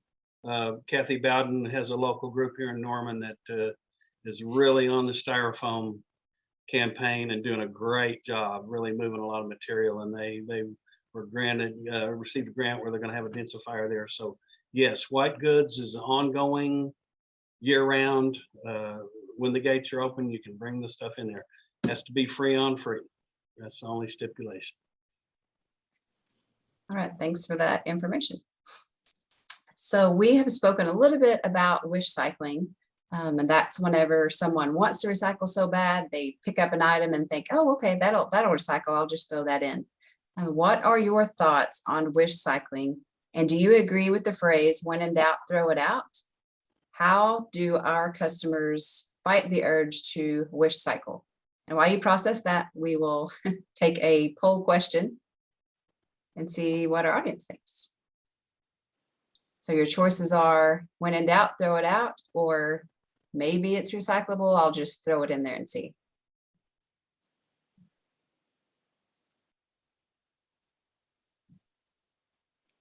It looks like most of our participants subscribe to when in doubt, throw it out. So we have some pretty advanced recyclers here today. Brett, what do you think on wish cycling? Well, you know, unfortunately, I think when in doubt, throw it out, because we can recycle more. If those processes are moving so fast, if we can keep those lines moving, if we keep those processors going, keep them in the chips, as they used to say, then we can add volume, add more people, we can recycle more, we can get greater volumes. I know sometimes that narrows what we can recycle, but that's an issue, I think, for down the line. I believe it's something that we can merge into or morph into. Right now, I think the idea is to get as many people on board as we can with the culture of recycling. And once we've done that, then we can work out the details about the wish cycling and whether some of those things are viable or not. And Brett, we did have a question in the chat asking to explain white goods. So can you explain to everyone a little bit about what white goods are in your area, what you accept? Sure. Washing machines and refrigerators and dryers and household appliances. Thank you. Chris, wish cycling. Well, wish cycling is definitely a problem. You know, here in Stillwater, we do promote the message of when in doubt, throw it out. But I love visiting with people who are wish cycling, you know, because really, if you've taken the time to speak with them, they really are wanting to do the right thing. And they're just wanting to try to keep as much out of the landfill as possible, but they just maybe don't understand your program in your community of what you're able to get rid of, because every community is different, every state's different on what you can get rid of, just to, you know, where you're located and the outlets that you have. So it is a problem, but sometimes I think it can be a bad problem, but I also think it's a good problem. So you at least got people that are motivated to try to get rid of items. So it's better than having an individual that is not motivated to recycle anything, because it's kind of harder to get them to recycle versus someone that is a wish cycler. So I agree. I think most people do want to do the right thing and they want to recycle as much as possible. So we're back to education. Bobby, what are your thoughts on recycling? That's exactly right. I appreciate people who want to do that. And there are a lot of things that I have that I think, man, I wish we could recycle this. But one of the services that the Met provides, we put together, and I don't know if y'all can see this, we have a directory that we put out twice a year for residential recycling. And it lists all of the hard to recycle items, everything that we don't take. It lists where to take asbestos, asphalt shingles, propane tanks, all those type things. And that's available on the website. But if anybody gives us a call or lets us know, we'll send them a hard copy if they want it. If they're like me in old school, when you read a book, you want to turn a page, we can provide those. But we also take those out at all of our talks and visits with HOAs and companies and individuals and schools and make those available. We also have special collection events throughout the year where we advertise that we're accepting hard to recycle items. Some of the things that we take at those special events are old ammunition. We take meds. We take fluorescent bulbs. And we're going to have one in Broken Arrow next month where we're going to try for the first time medical sharps and vapes. And that's going to be a challenging thing because we can't accept the sharps in bags, obviously, or in shoe boxes or in milk jugs.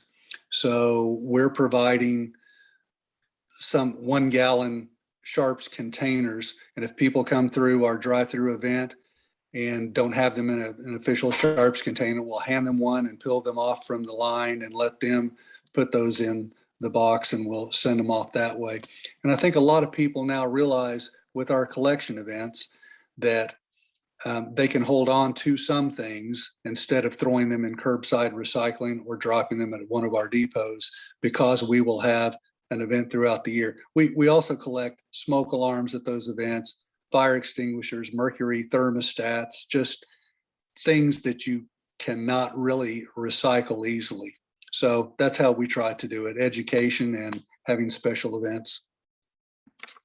Ada has a similar event. It's called Household Hazardous Waste Day. And we've had people come up and say, I've held on to this for 11 months waiting for the event. So people do appreciate it.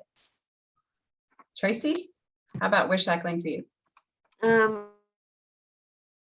Because I've had numerous people that I'm with Chris. I think they don't understand what it is. So I love to be able to have conversations with people about that.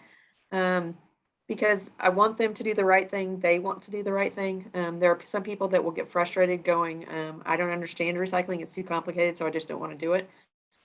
So there's those persons that honestly, I would almost rather them do it and it be wrong and help them to correct it and deal with the contamination than them not do it at all and all of it go to the landfill. So I am a bit torn from that perspective. But we do as much education as we can. And we're like Bobby, we do a lot of those events.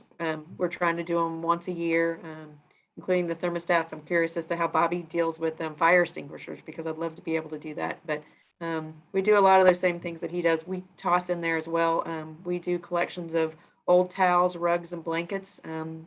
Animal shelters love those.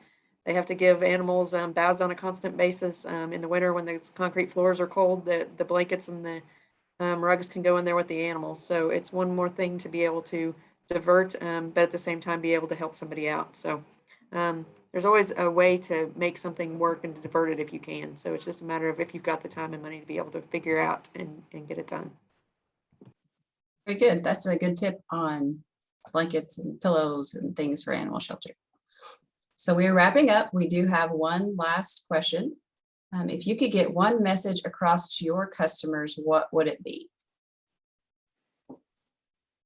I wanted to mention that Michelle Loudenbach and the wonderful engineers at the city of Norman had the foresight to build us a household hazardous waste facility that's going to handle the sharps and the bulbs and the paint and the thermostats and all that kind of stuff. So we're really excited about that. Should be open in a couple of months. Permanent facility. It's really nice. Really, we're very proud of it.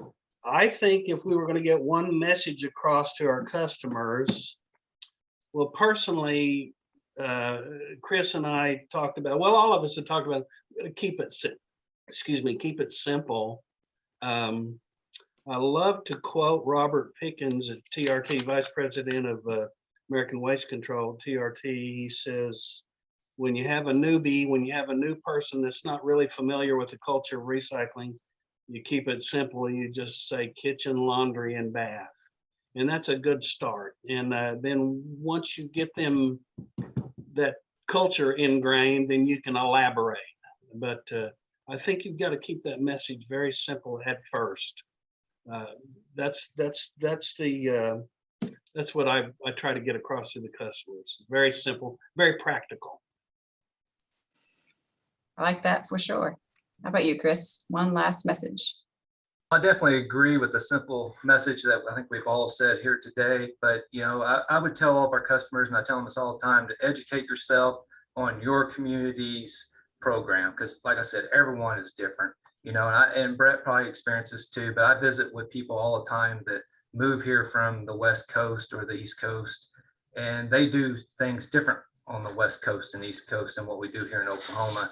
So, you know, just educate themselves on your community's program, because everybody does it differently. Good tip. And you, Bobby? I'd say don't be afraid to recycle. If you haven't done it before, you'll be amazed at how many things that you have been throwing away that could actually be recycled and not end up in a landfill. I had a man tell me once, you can't save the world. And that's probably true, but you can make a difference in your little corner of the world. And if we all make a difference together, even if it's small, it'll end up to be a big difference. So I like that as well. And you, Tracy? Yeah, that's great, Bobby. I love that one.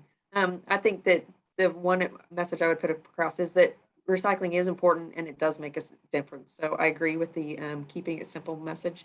But there's a lot of people that think that it doesn't matter and it's not important. And I think that's the main reach out to them is it does make a difference. And, you know, I'm always ready to hand them a flyer and say, here's what we can take. So, and this is what, you know, from a business perspective, it will save you money. So let's see what we can do to figure it out. We do have just a couple minutes left, so I haven't seen any new questions in the chat. So if anyone has a question, please type it in now. Or if you can use your raise hand feature, we can call on you for a question. I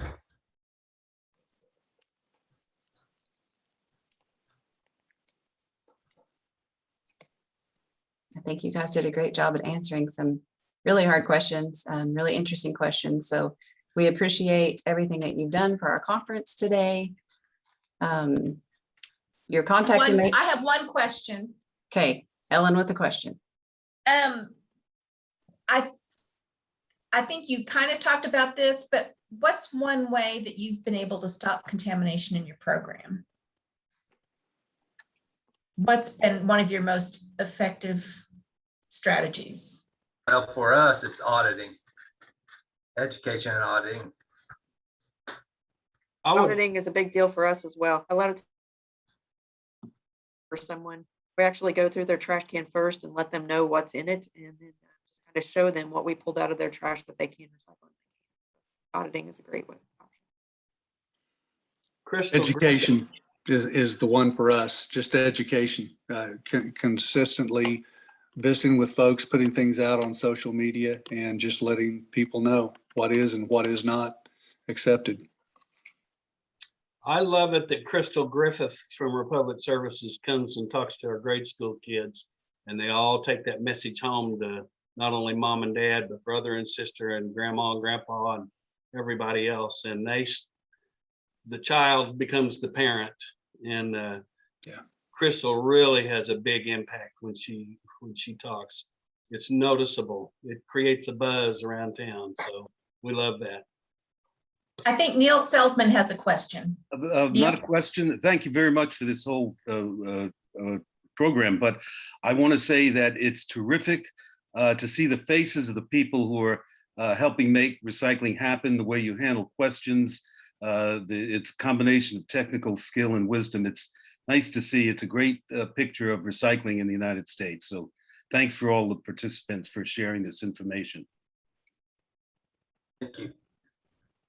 All right then, Kara, thank you, and thank all of our panelists, Brett, Chris, Tracy, and Bobby. We appreciate your time and your answers, and a lot of good takeaway. Keep it simple when talking about new stuff. I love the kitchen, bath, and laundry, Brett. That was very cool. And know what your recycler takes is also great. Thank you so much. All right, we're actually going to have about we're 2 minutes ahead of time. I don't know how that happens, but we are going to take a then 12-minute break. Plan on being back here at 3:10 to hear Jim Marcinko's market update. You don't want to miss that. You have a 12-minute break right now.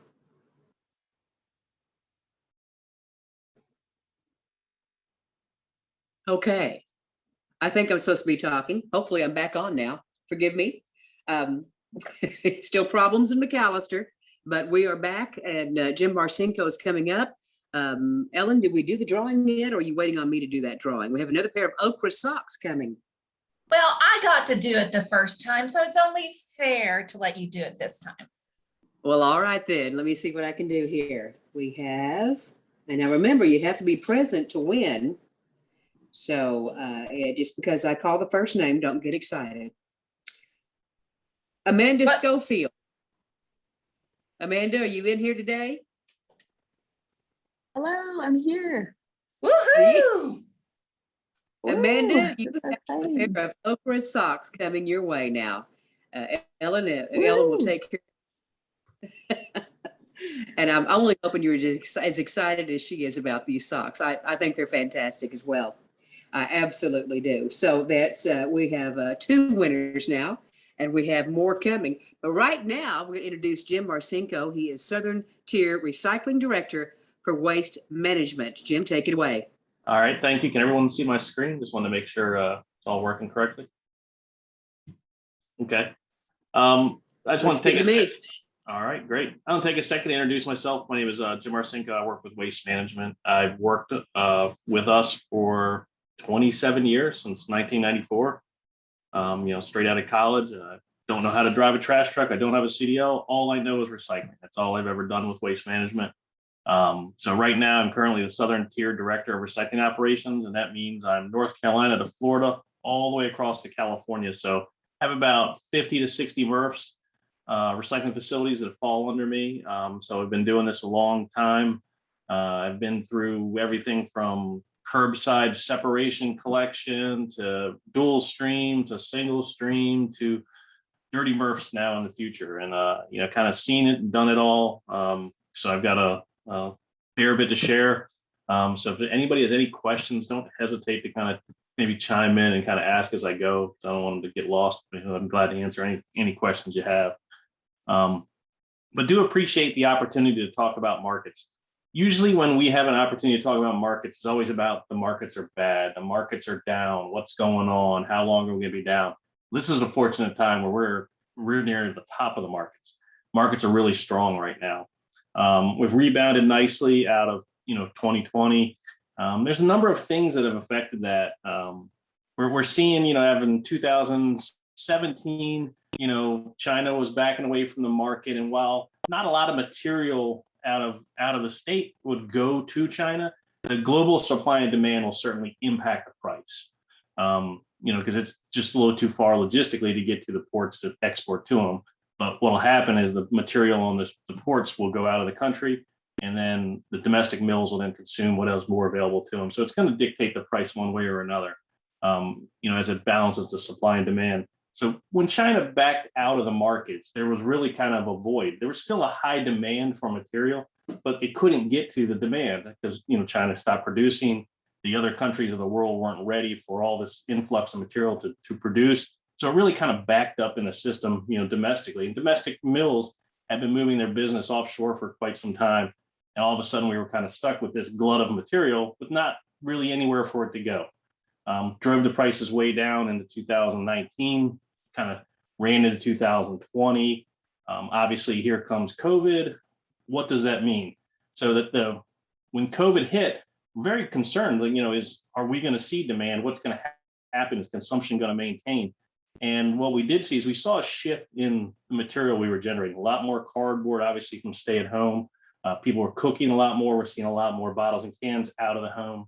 So things started to shift, but they also started to shift in the positive, that the markets that China displaced started to kind of develop in other parts of the world over there. And thus demand was picking up there. We're generating good material. And now we're kind of seeing bearing fruits of what was happening all that time, as things kind of got in line and kind of got back in balance. So right now, domestically, the mills are running really strong. They have orders out through the end of the year. They're saying lots of good things, and we're seeing that in the pricing and demand. Not to say that there aren't still some headwinds. Transportation, getting trucks to get material to the mills can be problematic. Operating, labor shortages, for them and us can always be problematic. But right now, if you're looking at pricing and how it affects maybe your commodity returns as a budget, things are really good. And I'll go through the bulk of commodities. I didn't cover everything. I covered generally what we're going to generate mostly out of a municipality, whether it's a residential program. And I kind of showed a 4-year trend, kind of from 2017 to where we are today. I also wanted to talk a little bit about the commodities and where they go, like what is made back out of that commodity. If you have an aluminum can, what does it become? Or a soda bottle, what does it become? Surprisingly, they don't really change too much. Like this aluminum can kind of becomes aluminum can again. And, paper goes back into paper grades, but I'll show that for each of the commodities. So let me see if I can forward my slides here. All right. So obviously I kind of covered some of this already, in the opening remarks, but with the increased demand, we're seeing really strong prices. One of the things we're seeing is really strong prices in plastics, which is maybe a little bit above the normal demand. I think we are seeing development of more domestic markets coming for them. We're seeing polypropylene kind of coming online as a main commodity. We're seeing HDPE, the highest prices ever. The milk jugs, that is just off the charts high. It's worth more than aluminum right now. I can't believe it. So we're seeing things change there. We're seeing demand for recycled content in their packaging, especially from the big brands. They're saying, hey, we want more of this product. We want to generate our containers with more recycled content. We'll start off with old corrugated cardboard. So right now, our price for cardboard is $195 a ton in your part of the country. So that's the highest price we've had since May 1995. And if you remember, May 1995 was right before the big crash. We had the first kind of really strong crash where 1 week it was $200, and the next week it was $2. So it was a crazy time back then. Different effects, but I think you can see that it's a strong price. It's not way above the norm. Norm is about 82, so we're a little above that, but we spend a lot of time above the norm. You can see in 19, it was kind of where our dip was, as things were in here before they kind of sorted their way out. Corrugated, easily recycled back into liner board. Liner board is the sheets that go on the corrugated boxes, the top and bottom. It's high quality material. It's a very, very strong demand. It's probably the strongest commodity we have in the United States. There's plenty of paper mills to buy it all around your guys' area, and as well as all the Southwest and Southeast. So let me get into some of the next ones. Mixed paper. Mixed paper was one of the grades that was kind of troublesome when we saw the downturn, even a little bit before the downturn, because we don't have a lot of mixed paper consumption in the United States. So right now, the current market price is $110 a ton, which is great, really strong price. But the average has only been 20 for the past 4 years. there hadn't been a lot of demand for it. As you know, we obviously don't do a lot. You don't make it back into newsprint. It goes into toweling and tissues. You guys fortunately have some of those those paper mills in the state of Oklahoma that generate like commercial toweling and tissues, like you see the brown paper towels or the brown tissue at a carry-out restaurant or something like that. That's where the mixed paper will end up. It's a single-use fiber. It can go, once they use it, it'll be disposed of. Or it gets used a lot of times in the median, like the wafer liner that goes in the middle of a cardboard box. They're not so worried about the color of it. It's just there to make the box structurally strong so they can use mixed paper to do that. But mixed paper is a large component of any residential program. So when it was really down, at $0, $20 for a long time, it was kind of a concern. But now that we've seen kind of, I want to say the world kind of sort itself out in where the outlets of it would be, we've seen demand also pick up in the US, where a lot of the corrugated mills are saying, hey, corrugated has gotten very expensive. I can find uses for mixed paper in the medium and buy less corrugated and consume it. So we're seeing a good stable demand for that right now. And you can see in the graph, it's really kind of picked up over the last year. That to me, if you had asked me 3 years ago where I thought mixed paper was going to be, I thought it was going to be $20, $0 for a long time. It wasn't looking real promising, but it's really good to see it kind of return. And I also don't expect it to kind of fall down to that level anymore now that demand is there. So we jump over to the next one. PET, obviously, this is it's usually about 5% of a residential stream. And right now we're $5.80 a ton, strong price, it's the highest price in, 9 years. So that's really good. But the nice thing about PET also is we're seeing a lot of domestic PET operations opening up, looking for more and more PET. PET, a lot of it goes back into fiber fill, like insulation and clothing, like your winter coat, the stuff in the white stuff in the middle, you might see stuffed in your coat to make it warm. That's PET. And they're making a lot of PET back into fiber. That fiber goes into carpet, clothing, number of things. The biggest consumer of PET is the carpet industry. Right now with people, we saw a big swing in building materials when people were staying home, remodeling their houses. A lot of demand for carpet really kind of kept the PET price pretty strong through most of the year. But we're seeing a demand increase as they're opening up many PET reclaimers. So it's very positive for us. We feel strong. It's going to be a good commodity for years to come. It's pretty easily recycled as well. So HDP natural. Now this is the one that's really surprised me. Like I said, I've been in the industry a long time. When I started back in 1994, I think I was selling HDPE for like a penny a pound. It was worth nothing. There really wasn't anybody that wanted it. It just wasn't a mature market for it. And now, if you look at especially the natural PE or natural HDPE, which is the milk jugs that you kind of see through, there's huge demand for it. They can't get enough of it. I mean, as soon as we have a load ready boom, right off to the mill it goes. I mean, the prices are now at $22.60 a ton, all-time high by far. The average is $1,000, but that's really been buoyed by the last year and a half. And most of the time it was, $700. So this is huge because it's all being driven by the brands. They can take HDPE, they make it into these pellets in the middle, and then you can convert that back into a little bit of anything. You can convert it back into many different containers. So it's very easy to be recycled. But they're, all the brands, Procter & Gamble, those guys are saying, hey, we want more PE or HDPE recycled content. They want to be able to make sure they have a product that's going to, kind of show their efforts. So we're seeing a lot of demand for that. That's a good feeling. It's a good, strong thing. It's about 2% of what you might send in a residential program. So, I think that's pretty surprising to me that it really got this high. But hey, we'll certainly take it. I don't know if it'll stay this high forever, but we're still, even if it falls down to half, that's still a great price for this commodity. HDPE, we call it colored. It's just a non-translucent material that has color all the way through. It's a mixed color. It could be any different colors. Some of them, see the white here, there's actually white HDPE. Right now that's selling for $12.60 a ton, record high. It's following up HDPE. 4-year average is only $404. Most of this material historically has always gone into the corrugated pipe industry. Corrugated pipe is used a lot in construction, very seasonal, and there's a lot of production in the, I think it's in the fall for spring construction. So you see a lot of demand happens kind of seasonally for the pipe industry.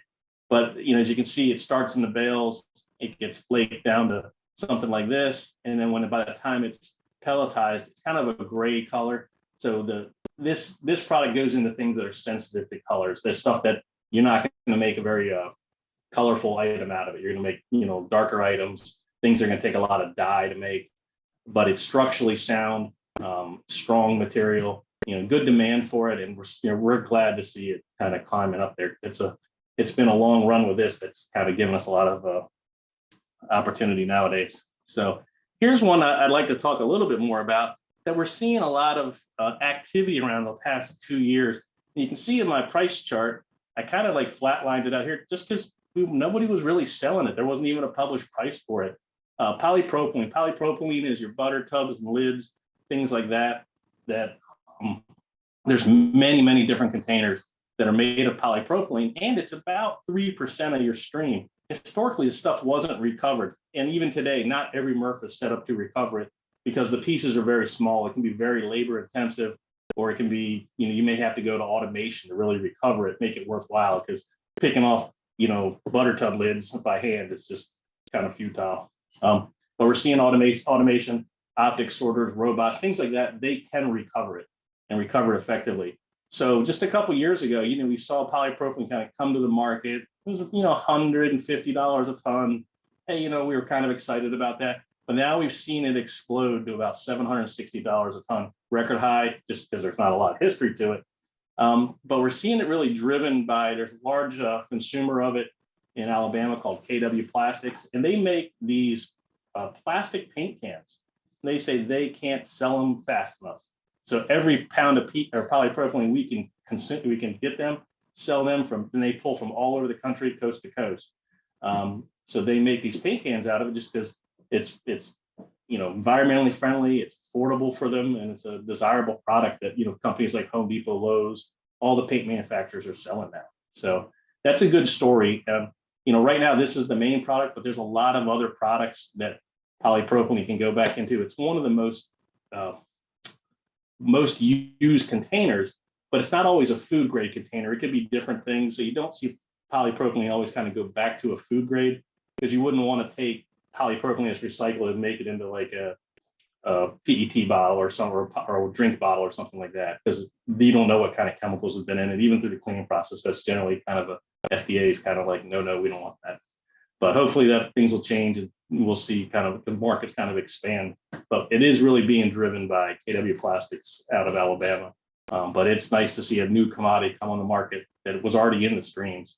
We kind of went back to when I was sitting there thinking earlier when you guys had a comment about, when in doubt, throw it out. This is one of those grades where a lot of people before were like, it's plastic, I'm not sure what to do with it.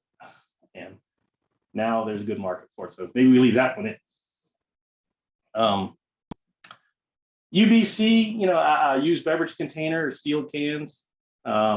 They've been, traditionally aluminum cans, no issues with the markets there. We're actually seeing pretty good market demand.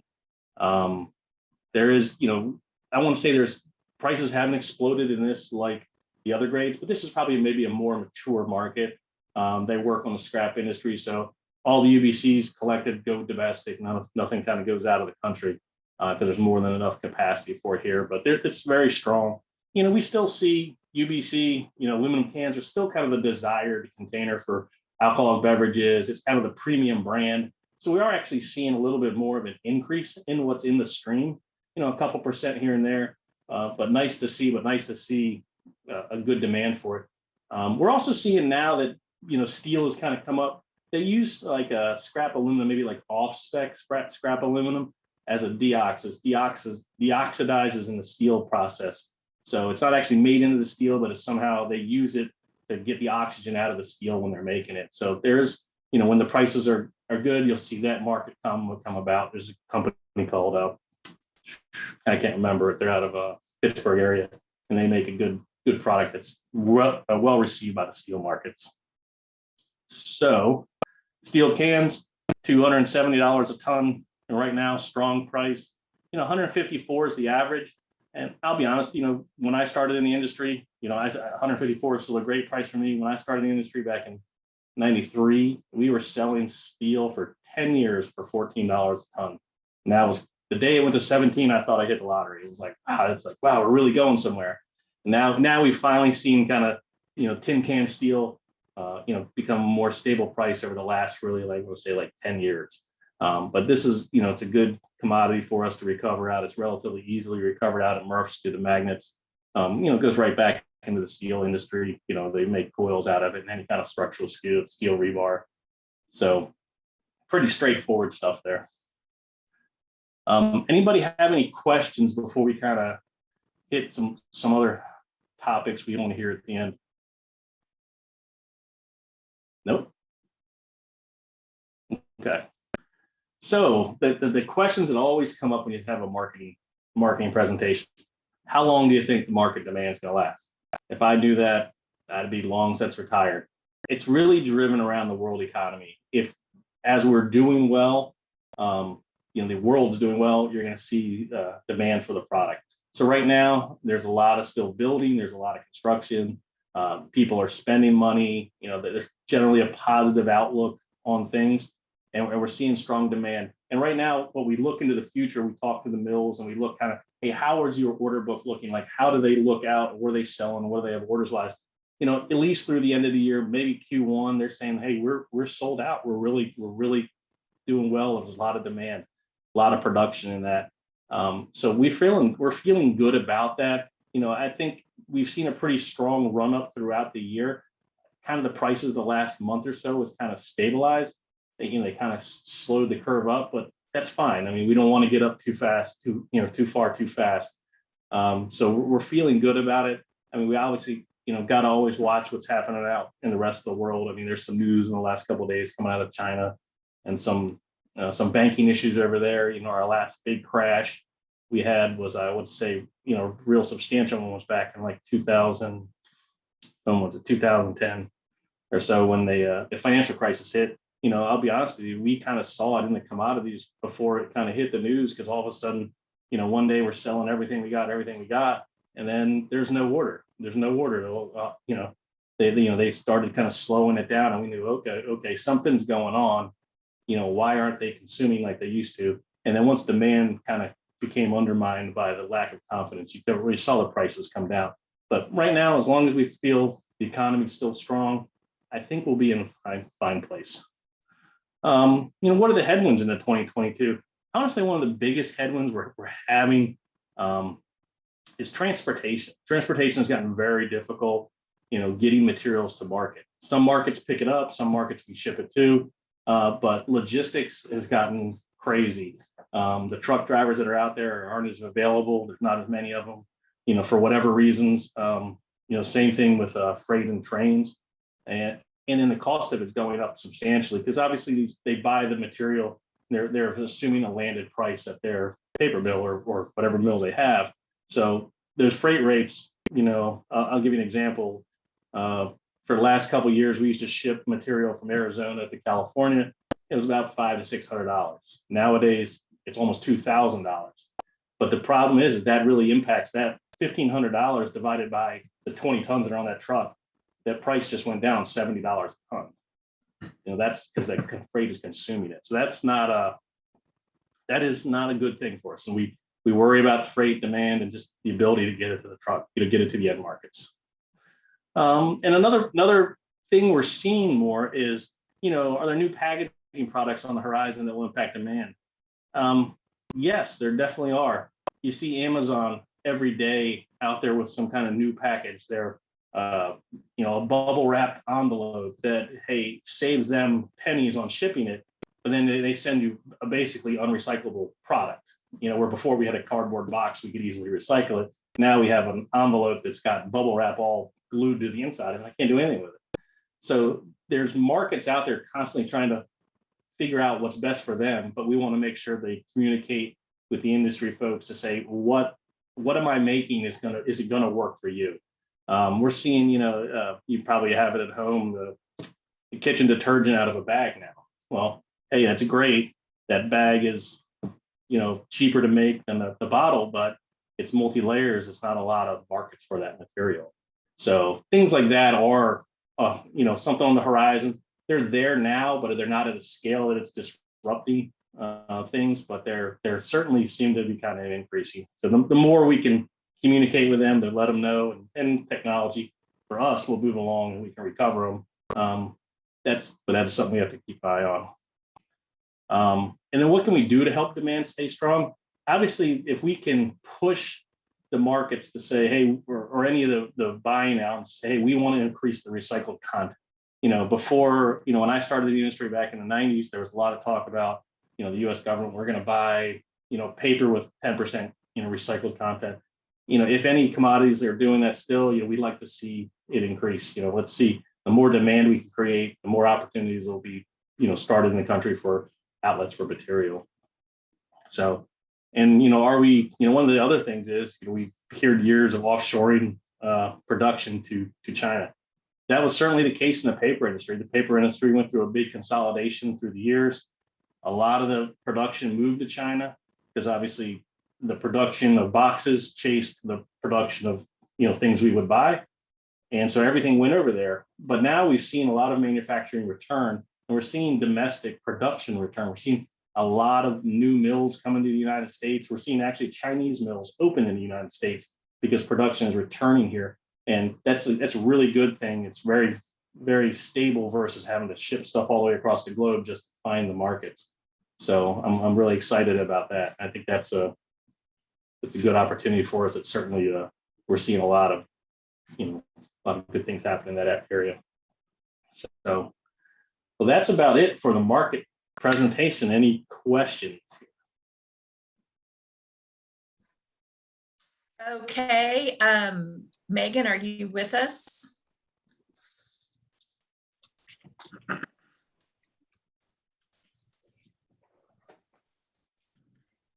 Okay, one of the questions that I had was about glass and glass commodities.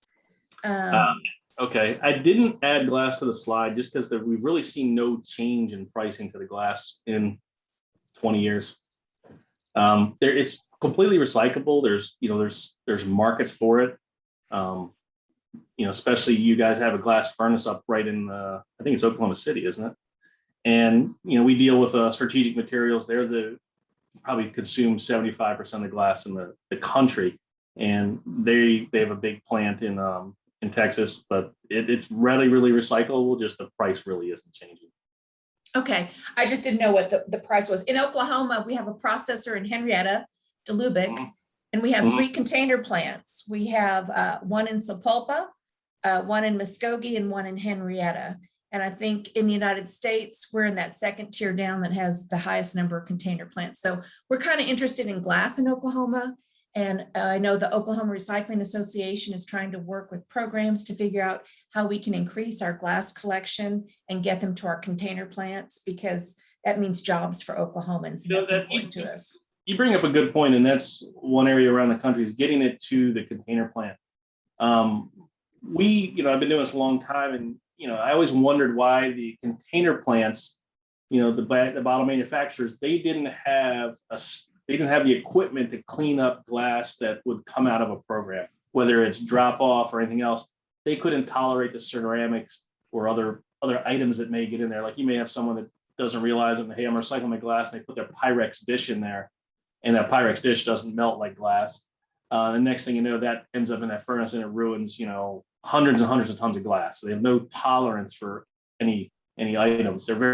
So there's always a company like SMI that needs to really clean and refine and color sort the glass. We need more of those companies, or we need those glass plants to put in equipment to sort on site. Because if you really look at it, glass is a huge benefit to them. There's a lot less energy. The furnace can run cooler. It does a lot of good things for them, but I wish they would kind of participate in the program a little bit more. I totally agree. And I know that as Oklahoma Recycling Association, we're going to try to get everybody in a dialogue and to talk about it and to figure out how we can do better. And Jim, in 1 to 2 years, you're going to say, wow, I spoke to that OKRA conference and I encouraged them and inspired them. And now they're recycling glass in all 77 counties. So I'm just going to thank you in advance for that. All right.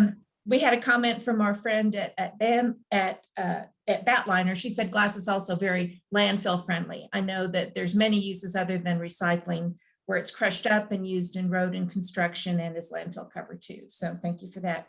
Megan, are you back? For the moment, we'll see how this goes, of course. And Jim, thank you so much. That was extremely informative. And forgive me, every time something very successful, or thinking about education, and we really appreciate that. When people come to me and say, okay, I hear about plastics being warehoused, I believe I can tell them, well, there's a good market for it now. So thank you very much. All right, Jim Barcinko with, well, obviously waste management. Okay.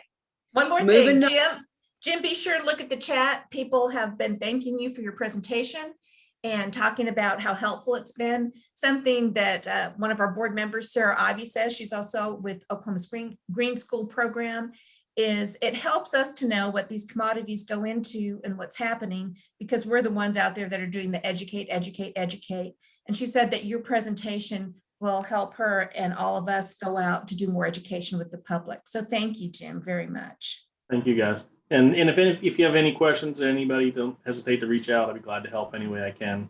And for anybody out there, as a rule of thumb is whatever the product originally was, it has the properties to be converted right back into it. Not saying it always does, but generally the makeup of the plastic item, that's why it's gonna kind of end up kind of similar type item. Same thing with like the paper grades and metals. So thank you. Excellent, Jim. And if anyone needs to get hold of Jim in the program, today's speakers, you will find his email and you can reach out to him that way. So thank you again. That is good. All right, next on the agenda is someone who needs no introduction to Oklahoma's recycling community. Today, we have the pleasure of hearing valuable tips from Michael Patton about how we can pre-cycle when we grocery shop. Big thank you to Reesers for allowing us to take a little shopping experiment in the environmental shopping tour of their store. And afterwards, Michael will be able to take a few questions as well. So, Michael, are you ready to take this away? Ellen, show the video. It was fun to do.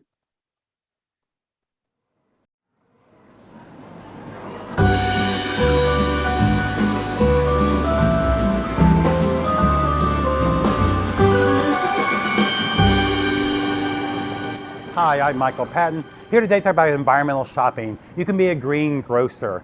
I think that we all have to shop at the grocery store at some point in our life, and these choices are very personal and sometimes very expensive, but sometimes you can be a better shopper by knowing it's not only the product, the price, but also the origin, where it came from, what I do with it, the storage, sustainability. All these are decisions.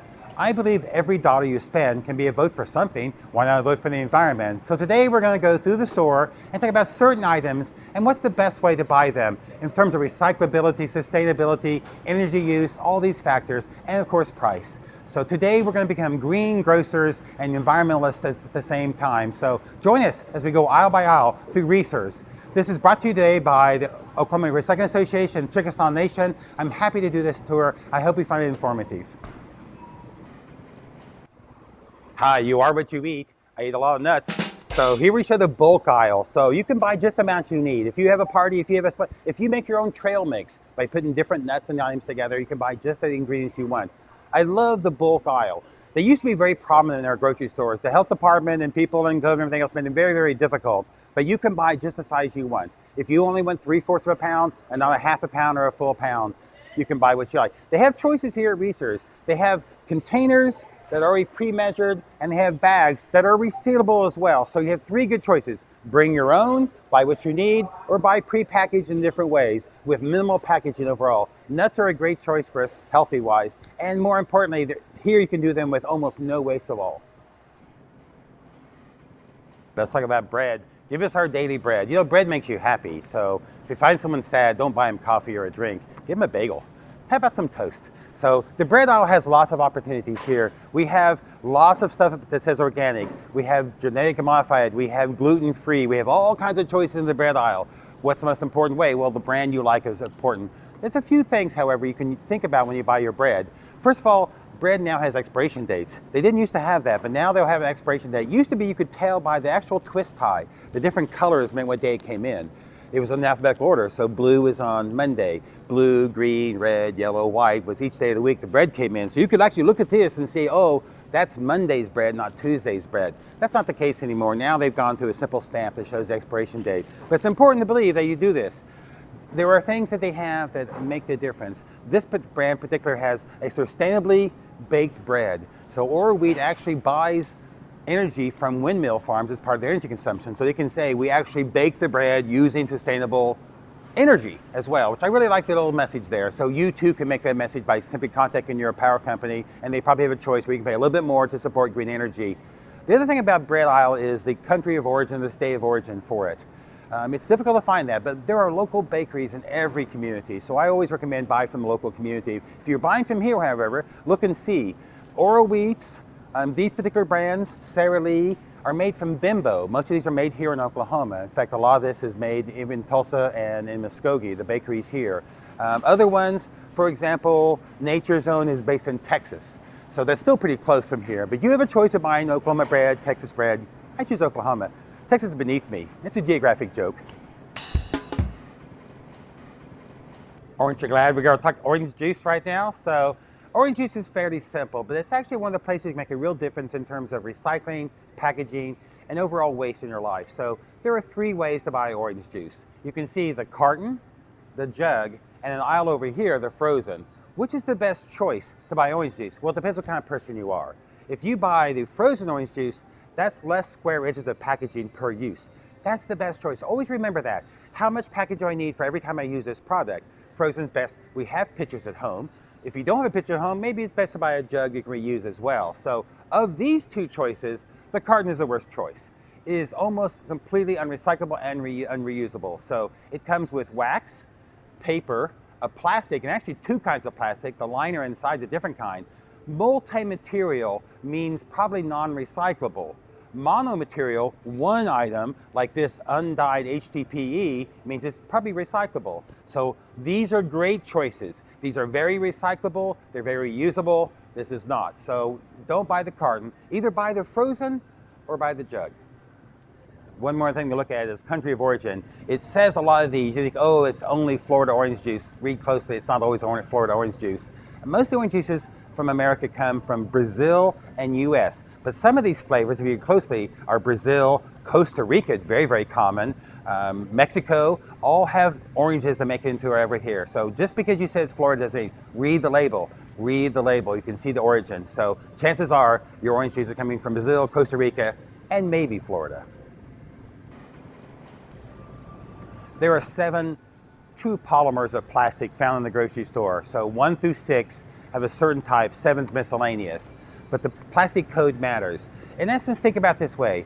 Number 1 plastic, number 2 plastic, 3, 4, 5, 6, and 7 all melt at different temperature points. That indices of the temperature means it's hard to make into a new product. If you're going to recycle, you need the same type of plastic. 1s and 2s represent about 85% of the plastic in the store aisles. So everything you find here, 1s and 2s, there are certain products that don't come in 1 and 2. They only come in 4 or 5. A good example of that is the yogurt containers. Yogurt containers, because of the need for them to be flexible, hold dairy products, constantly be refrigerated.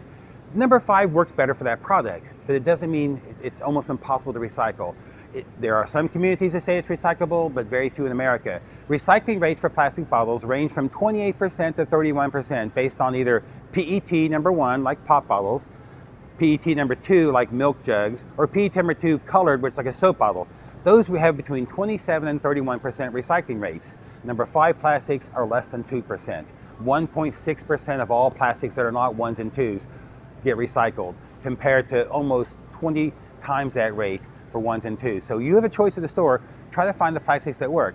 You don't have a choice in yogurt very often, so my idea would be, rather than buy the single containers, buy the larger ones. You still can't buy yogurt in glass jars. Buy it yourself in a bulk container, and then you have a recyclable container that you can take small portions from, rather than individual sized portions. Let's talk milk. Let's talk dairy. Smell my dairy air. So here you show different things here that have examples. The actual milk jug is a high density polyethylene, number 2 plastic. It was invented in Oklahoma. Bartlesville Phillips Plastic, after the war, was looking for new products for the things they were producing, and they thought, oh, we can make this product. And it turns out to be a great product for the store. It's excellent to use for milk and other similar items. It's natural, so it can be dyed into a new product as well. But the very fact that it meets in Oklahoma means it's a good choice. You have a choice of a carton, or you have a choice of a jug. The jug is reusable, made in Oklahoma, and recyclable. The carton is not. The best choice by far. We have different types of milks. There's actually some controversy about should milk from nuts be called milk? Should be called some other product? We are very clear about orange. Orange juice, orange aid, orange drink are very clear about the percentages. We don't have that milk. So there's been talk about should soy or almond or things be called milk or some other product there. I don't have a problem with that. I mean, soy milk I think is Spanish for I am milk. That's not a terrible joke. So you have to use that one. But overall, these are fine choices. We are one of the few species that drink milk from another animal. Don't say me wrong, my cat will drink milk from my cow as well. But overall, the choice you have for milk is probably more of wasteful than packaging. A lot of us let the expiration date go. Milk is one of those products that only has a couple of weeks at very most. So check the expiration date of your milk. Buy the one that so you don't waste milk at all. We're excited to talk about eggs right now. So eggs are fairly simple. You can buy them from local farmers markets. I don't buy mine from the grocery store because I have a friend who has chickens and I help get their eggs from them. The packaging does matter on eggs, however. You'll see this store has mostly styrofoam packaging. The polystyrene, it does a good job what it does. It protects the egg, it keeps it cold, it keeps it hot. Styrofoam, polystyrene is a fine product. However, for the environment, it's a very poor product. A piece of styrofoam the size of a dime will kill a bird or a fish. If you have styrofoam in your life, make sure you handle it responsibly. I would put styrofoam inside a plastic bag in my trash before I just threw it in there. It might blow out the back of the truck, so make sure it's taken care of. You do have a recycled paperboard option here. You can have a carton made from recycled paper. This store has very few of those for the options, but look for the stores there, and if you have those, they all can be reused. I even have some styrofoam containers I had from long ago that I've used for starters for seeds. It's a perfect little thing to put 12 little starter seed kits. Whatever you have, reduce, reuse, recycle is the right order. Do I need it? If not, can I reduce my waste? If I have it, can I reuse it? If I haven't and can't reuse it, then I should try to recycle it. So egg cartons are one of those things that are probably hard to recycle, but easy to reuse. But more importantly, you can buy the right kind and reduce your waste overall. Hi, welcome to the cereal aisle. I love this area. This is probably the prettiest part of the entire store. It's the art gallery of the grocery. So if you'll notice that all the boxes here look very similar. It's a bowl of their product in milk being splashed around with some sort of funny animal there. It's because the box is what sells the cereal here. Used to be we could buy boxes of cereal or bags of cereal in the store, but Americans stopped buying bags. We were literally selling 200 boxes for every bag. So stores like this have stopped carrying the bags. Why carry something people don't want? But it's silly. We have a bag and a box here. Why have the box? It's not for storage, even though these do store on the shelf well. It's because we buy cereal based on the picture. We buy on the brand, we buy on the logo. Ask a kid to come over here. He'll find the exact one that has the tiger or the frog or whatever he wants to have for his cereal type. Good success, however, in cereal aisle. One thing I don't complain about the boxes here, even though it's extra packaging, is the cereal companies were very responsive. In fact, in the entire grocery store, by far the strongest supporters of recycling were the grocery companies. General Mills, Kellogg's went out of their way to find them. So if you look at the bottom of the box, you'll see this logo, 100% recycled paperboard. That means not only is this box recyclable, it's been recycled once. It's recycled. So every box is 100% made. Used to be you could find the box and look on the inside, it was white on the inside. Now they're a gray or a beige inside. It's a recycled content. Again, recycling is not touching the food, it's in a bag. But the box itself, because cereal boxes have so much, they actually help produce a better price for recycling companies. Post-consumer recycling means it's been done once. It means it's been to my home and now it's somewhere else to be recycled. It wasn't just leftover mill scrap. It was post-consumer, from my home to recycling center to recycling manufacturer. Well, paperboard not only here is made from recycled content, but the post-consumer amounts from some of the companies, General Mills and Kellogg's, are over 80%. So they're trying to get 100%. So every part of this box has been something else before, had a different life before. So feel good about reading the cereal box. The cereal box is actually one of the best success stories in recycling in America. We're talking storage now. We all have reasons to have sometimes harsh chemicals in our life, drain cleaners, high phosphate detergents. But how do we handle these products after we use them, what we do with them? So one of the largest examples and ways a home can become dangerous is through chemicals, open bottles under the sink. Where do you think childhood poisons come from? Open bottles. So the key is when you have bottles like this, and pay attention, where they sell the drain cleaners and these kind of products, they also sell the gloves to protect you. So you want to read on the back and make sure with every kind of chemical like this, you read the back labels. There are 3 words to look for: danger, caution, warning. Danger means a very small amount will kill you. Caution means a bigger amount will kill you, and warning means it will probably make you sick, if not kill you as well. So, but look for those ideas and find them. The best you can do with packages like this is to make sure you use it up. If you've taken this drain cleaner, and this is professional strength drain cleaner, we can't have normal strength anymore. Someday we're going to have nuclear Drano and liquid plumber. So we always make it stronger and stronger. Do you know you can make a cleaning product for drains with baking soda, vinegar, and hot water? A cup of baking soda, pour down the drain, a cup of vinegar. It will start to boil and crazy and eat that hair up with that chemical reaction. And then 5 minutes later, flush it down with a bunch of hot water. It works really, really well. You can have a safer alternative to the cleaning product. Try those first. If those don't work, then go out and look for one of these. But if you buy a product like this, most important thing is the package and the product can be dangerous for you. So make sure you handle it properly. Wear gloves, read the labels, but also if you open this bottle and use half a bottle, don't put half a bottle into your sink. Instead, clean some other drains. Go next door, go to mom's house, clean her drains. Storing chemicals under a sink, open bottles containers, make our homes less safe. Home, our neighborhood, and our planet less safe. Use the right thing, use it up. Buy the product if you need it, only if you need it, and then make sure you use it up. Laundry and cleaning are all important to us now, especially these times where we make sure everything's disinfected properly. So how you clean your products and the products you use matter to us. This is a great selection. Researchers did a good job of showing the different products, and they really go out of their way to have environmentally sensitive products as well. But be careful, read the labels and look for greenwashing ideas. So you can see here we have even some of these 7th generations of great product. They make great paper products as well. So 7th generation, that everything they do should be thought about how it affects 7 generations from now. It's a Chief Seneca quote I really love. So but EcoCover is another good brand. Myers, you can see all these. They have lots of different ones. Organics, they have phosphate-free or low phosphates. A variety of different products here that are made. Some of these are fairly effective. Some aren't as effective as some of the name brands you have. Your choices again come in boxes, jugs, concentrates. Here you have a good choice to buy concentrates. Think about that. Why have a package that has only 20 wash loads when I give a package of smaller concentrates, a smaller amount, that has 100 wash loads? Smaller square inches of packaging matters. So look for concentrates, look for products, again, read the labels, store them properly. I'm not as concerned with cleaning products as I am with like pesticides, drain cleaners, stored in the home. But again, use the amount of product, pay attention to the labels, and pay attention to how you store the product. Paper towels are a staple of our lives.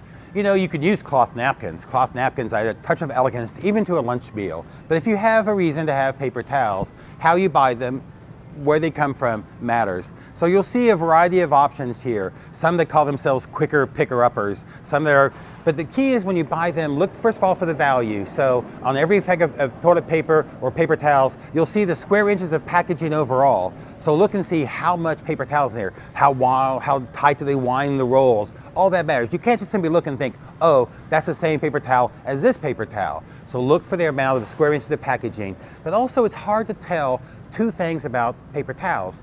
The paper towel and tissue companies have been very sensitive about recycled content on their labeling. For some reason, people feel anxious about a paper towel or a tissue product touching their butt, touching their hands that was made from recycled. So the paper, tissue, and paper towel companies have in essence not said they're made from recycled content, and some of them are 100%. Other companies would gladly in the store aisle say, oh, look at recycled paperboard cereal box. Not so much here. They're just concerned with public perceptions of that. So recycled or virgin is hard to tell. I particularly know these, however, because they're made mostly locally or made in the state of Oklahoma. Bounty products and all are made from virgin paper. So the plants here, there's a plant in Jinx, Oklahoma, that's made from virgin paper. They do a fine job, great jobs, excellent product. They make sure they're very responsible, but again, it's virgin paper. They're killing trees to make paper towels and tissue paper, unlike the one down here. Brawny paper towels are actually made in Muskogee, Oklahoma by the Georgia Pacific plant.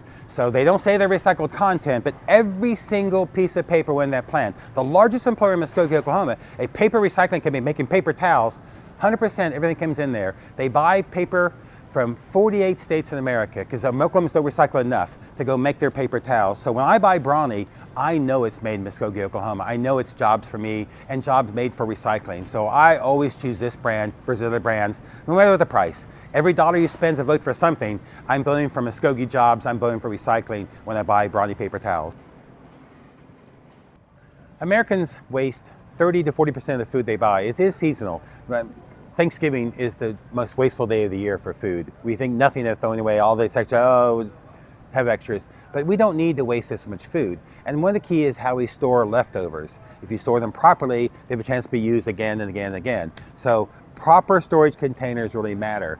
So I really believe in having constant, even in my office I have for leftover, but having good reusable containers that allows you to make sure you don't spoil the food. Some people say you shouldn't store in plastic containers. I'm fine with storing in plastic. I'm just not fine with freezing or heating in plastic. So these don't belong in the microwave or the freezer. Some say freezer are safe for there. I'm skeptical. Some things can be leached out through either heating or freezing properties. So I try to store, if I'm going to store long-term in freezer, in a Pyrex or a glass container. But by all means, these are excellent choices. Always have them available. We can cut down the food waste we have by planning from the very beginning to make sure we store it, not only cook it, serve it, but store it properly as well. Plastic bags, how we handle the waste, even how we can transport recyclables can matter. In Tulsa, we don't want you to store your recyclables in plastic bottles. If you have a plastic bag that stores your recyclables, that plastic bag can cause problems for the sorting operation. Mr. Murph, the bags get caught in the rollers and such. So recyclables should not be stored in plastic bags, but trash should be. But plastic bags have really made a lot of changes lately. They are thinner, easier, better handles, better wraps. We don't have simple just a bag anymore. We have a bag that comes with good twist ties and good ties that tie it down. But they also sometimes are made from recycled content, but none of the major brands are doing that right now. But there are real claims on environmental packaging. For example, this small product here is called Full Circle, earth-friendly, biodegradable in landfills. This is the wrong message. We used to call things biodegradable. We thought, oh, how important that would be. If you're on the mountain and you're littering, biodegradability is important, not in the landfill. If anything, biodegradable in the landfill means it turns into the liquid, which means it might get into the groundwater. It might cause problems. It might have the methane gas issue we have to deal with. We do not want things to biodegrade in landfills. We want them to stay inert. It's a bathtub, stay there when things biodegrade. So most companies would never say this. This company, for some reason, thinks it's important to say how much their plastic bag falls apart. If this was in nature, on top of the mountain as litter, yes, biodegradability. In a landfill, the exact wrong approach. So all the other companies have taken off that claim. It's not important. In fact, it's almost detrimental to environmental claims, not this company. Don't buy this product. We need water in our lives. Water is life, you might say, but how much do we buy it and where do we buy it and how we get it to our homes can be a difference in the environment. So many people like to have distilled water or a bottle of water to use. They want to have water for cooking, even for cleaning products. There are other choices. You can buy a good filter for your home. The filter could be on the faucet or in the entire home as well. But look at the overall price you're paying for this and the amount of waste. Drinking water that costs $1 a gallon tap water in America costs between $3 and $5 for 1,000 gallons of water. So are you willing to pay 5,000 times the price for this convenience of this water? Maybe you should try to find a better filter or find ways to handle water for yourself. Water is interesting. We can only make it so safe. And then after that, it's up to you. It's like police protection. We can't have a cop at every home, but we can make it safe enough that we can afford to have. And if you want more, buy a dog, buy a gun, buy a security guard. Same with water. We can make it so clean. Tulsa's water in particular has won national awards for how clean it is. We're very lucky that it comes from a good source. We have high-end treatment plants and the city has invested in good quality treatment. So we have great quality water. I have no problem drinking Tulsa's tap water, but if you want to do something special, if you're making homemade beer or something you want special water for, filter it first, have a different way, or buy this particular one. But at what price point? And this is $1 for a gallon. Think about the half-a-liter bottle that's $1 or $2. I went to a baseball game and paid $6 for a bottle of water. $6 for a bottle that's 1/8 of a gallon, that's $48 a gallon versus 1,000 gallons for $3 in Tulsa. It's not worth it to me, so I'd rather use that. Reduce, reuse, recycle is the right order. You can reduce by not buying this jug. If you do have it, you can recycle this or use this easily and recycle. They're 100% recyclable. But more importantly, can you reduce by finding a way to use the tap water in your home or find ways to reuse those things to make a difference? Buy a filter, economically and environmentally sensitive and smart. I think bottled water is probably the worst packaging invented in my lifetime. We didn't have these 20 years ago. Now the average Oklahoman will buy 340 bottles of water per year, almost one per day per Oklahoman. Of those, less than 20% are recycled in Oklahoma. In fact, people say we're probably close to 15% recycling rate for water bottles. So why do you do this? Why have these? Well, I used to be totally opposed to them. Then my kids started playing sports, and it was once in a while a water bottle made sense. I can reuse the water bottles, but water bottles even themselves have changed in past years. Used to be the water bottle weight, now they're called lightweighted. They're thinner and thinner walls, which means there's less and less packaging, but they become almost unreusable again. So I like Dasani water because they've not lightweighted the bottle, and I can reuse their containers. So I make an energy drink with a powder and tap water to reuse Dasani waters. Dasani bottles are made in Oklahoma. Aquafina is made in Oklahoma. These are Pepsi and Coke products. These are made from the local bottling companies in Muskogee, in Tulsa. So these are locally produced water. Not the case with Fiji. Fiji water is from Fiji. Fiji is 3,000 miles from Oklahoma. I did the math, figured it out. Think about the amount of pollution it takes to get that water bottle onto a boat or a plane, onto a train, onto a truck, into the store, into your home. The amount of waste overall, the amount of pollution that comes from Fiji water. It's got to be pretty good water. I find it hard to believe. I feel you could probably take 10 bottles of water, champagne glasses, try them all without labels, and have people pick their favorite.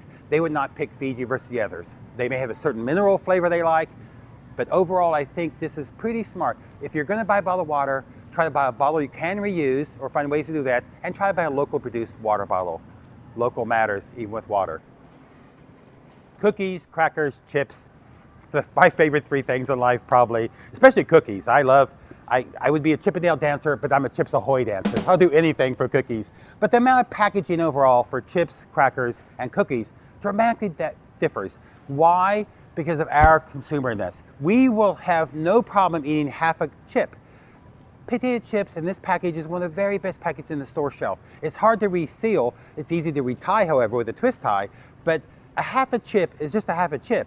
But for some reason, a half a cracker or a half a cookie, oh, those aren't for me. Those are for the dog. They're not good enough. So we have insisted with our personal habits, insisting that our cookies not be broken. So look at the packaging on these.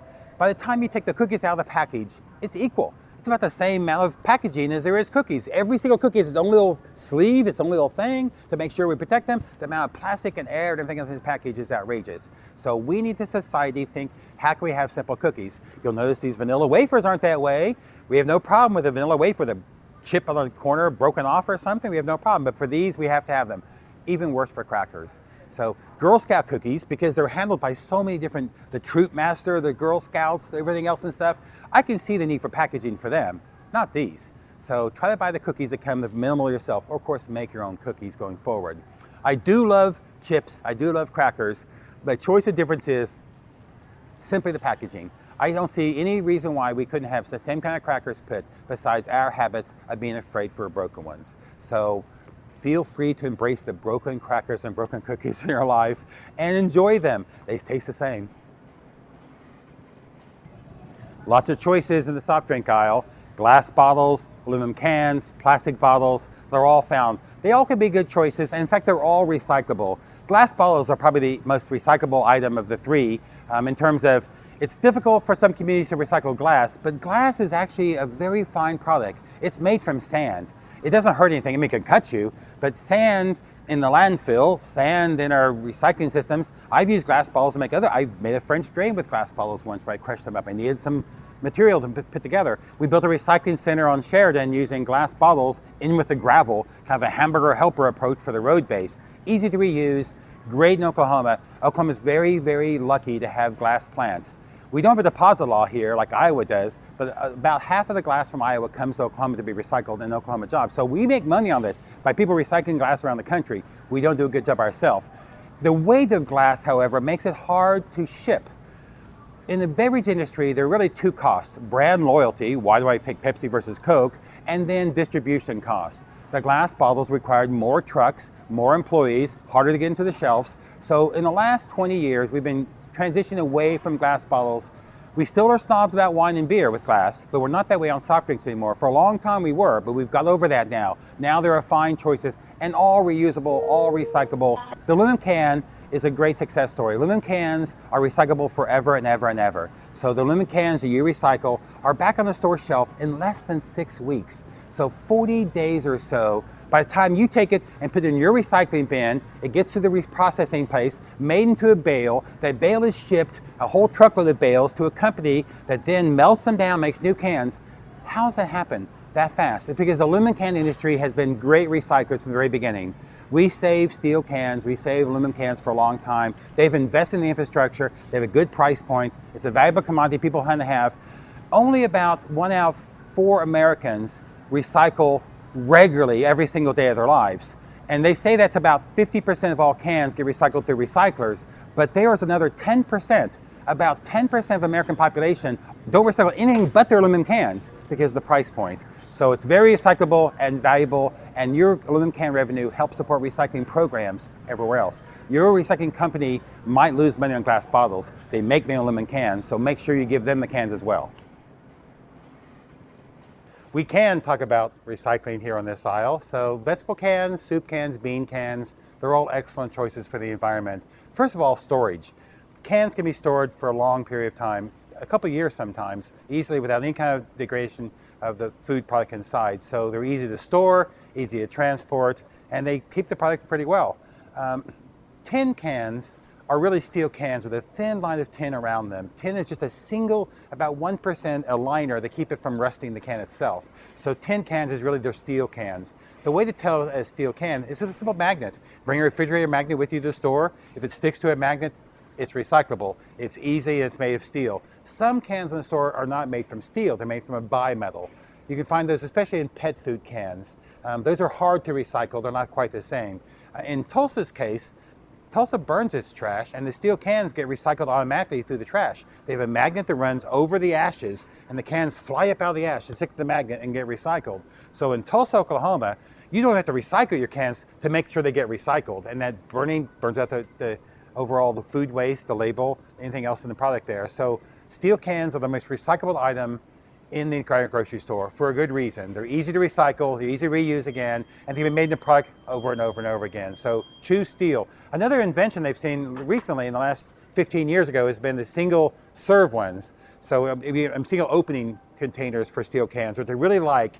The lid, however, generally is not made from steel, so the lid should not be recycled. The can itself is. It's a different product here, a slight bimetal. People handle it and flexibility from there. So throw away the lid, put the can either in the trash or recycling bin. Either way, it's a good recycled choice. Condiment aisles are a great opportunity to really talk about types of plastics. So most of the mustards and ketchups are a type 1 plastic. That's a very simple polyethylene terephthalate. It's easy to recycle, very recyclable in America, a recycling rate of 31%. Number 7 plastics, number 5 plastics are less than 2%. So why would we look here? How do we find out which plastic it is? We look on the bottom of the container for a recycling logo and a number inside. It's very difficult to find on a small bottle, but this is the number 1 plastic. Most of them here are number 1s. But if we look closely at all the different ones, the same brand sometimes in a different package might be a different one. Like this one is a number 7 package. So almost impossible to recycle in America. Some communities have it, but really not anywhere. It's just considered trash. The same brand, different size. Obviously, I would choose the more recyclable packaging. My dollar does make a difference how I spend it. So avoid the packaging. When you go to the store, turn the bottles over, look for that number. 1s and 2s means it's recyclable in almost every community in America. 5s and 7s means probably not recyclable. What matters, I believe that mustards pretty much taste a lot the same. Same with ketchups. I could buy a basket of French fries, put 7 ketchups on a plate, squirt little, and then you could pick which one you like. It might be more vinegary or more brown sugar or more tomatoey, but I guarantee you couldn't tell me, oh, this is Heinz, this is Hunt's, this is Del Monte. You really don't know this. Ketchups in essence are about the same product, about the same price. If it costs the same and kind of is the same, maybe the environmental shopper says, well, maybe the package matters. So I should look for a better package. That's what we're talking about today, green shopping. Sometimes the package matters as much as the product inside, especially for recyclability. Great opportunity for waste reduction here. Again, reduce, reuse, recycle is the right order. If you don't need it, why buy it? So paper towels, they're convenient, they're easy. Do we really need them in our lives? Can we not have a reusable towel? Cloth napkins, we all used to have those. These are fairly new, about 2 generations in our lives have these been around. And then these basically are killing trees for no other reason than wiping your mouth, where a cloth would work just fine for it. There are some different choices here, however. There are some environmental products here that are a little sensitive. You don't see much recycled content claims on here, even though some of them are. But you do see some that have other additional claims. Sustainable, for example. They call themselves a sustainable, affordable paper towel. Okay, let's figure out what the environmental claims are. The environmental claim here says that it's forest certified, which means that when they killed a tree to put this paper towel together, they plant another tree. So this company is being responsible, at least, even though it's made from a virgin tree, it's killing the tree to make me a thing to wipe my mouth with, at least they're being responsible. And they made sure the people they buy trees from are registered in a place that does sustainable forestry. So this product in particular is not a bad product to have because at least they're trying to plant new trees. Now, I would not go visit a new tree forest versus old growth forest. I mean, oh, look, all the trees are the same size. They're all the same species. That's not exactly my ideal vacation to go visit. But I like the fact that this company sees some responsibility, even though they're buying the product in a perfectly safe, legal way, they see a responsibility to make sure they're planting trees for the next generation of trees for paper towels for them. Paper plates, like paper towels, do we really need them or not? Do we not have reusable dishes in our lives? Well, we probably do in our home, but maybe out on the road. How do you have a picnic and bring your plates from home and have to take them back dirty plates to wash? That's not practical. So there's a time to need a disposable plate in our life. So now, which is the best choice here? We have a lot of choices. We have a plastic plate, a styrofoam, polystyrene plate, and a paper plate. Of your choices here, paper is the best choice. Made from a renewable resource. We can always plant more trees to make more paper plates. But how much oil are we going to have? Shouldn't our oil be used to power our cars or heat our homes and not for plastic plates in our lives? So I would avoid the plastic plate if I had a choice of paper every time. But more importantly, always avoid the styrofoam plate. Styrofoam truly represents the single-use society. Everything wrong that we think about, we think, oh yes, it's a perfect idea to stow away styrofoam. It was perfect what it did. It's bright, it's white, it shows up, it floats, and it will kill birds and fish. So always avoid polystyrene if possible. If not, look for the best choice. Plastic is better than polystyrene, and paper is the better choice here overall. If you have a pet, you also know you have to feed that pet. Feed our kids, feed our pets every single day of our lives. How you feed your pet and what you feed your pet is very personal choice. And I have to say, cats and dogs can be very picky eaters. But the containers themselves, in general cases, are hard to recycle. This container is made from 3 different metals. It's made from a steel product, an aluminum product, and another. It's really a tri-metal, which makes it almost impossible to recycle. But if your cat only likes this kind of canned food, find a different way to do this if possible. Don't buy the small can, buy the slightly larger can. Again, how many servings per amount of inches of packaging? Or can you buy even a bigger can of that? Can you convince your cat to like a product made from a reusable, a dry food they add water to? Remember the old gravy train we had for our dogs and cats and stuff? Maybe there's a way to make your pet with a better environmental product. But of course, your pet's health and diet are more important than the packaging overall. So buy the product that's good for your pet, but try to find the product in the packaging that matters also for the environment. So I love the fact that we can get dog food and cat foods in large, big bags, 40 pounds at a time. So your dog doesn't eat 40 pounds a day, I hope. So that allows you more than every single time a package, every time you open it. Every day I have waste. With the bag I don't. I have 40 pounds, one waste, one time. So try to buy the largest amount possible, but also try to find a brand that maybe comes in a better package overall than a bi-metal unrecyclable container. How nice is it to receive a card from someone wishing us a happy birthday or get well.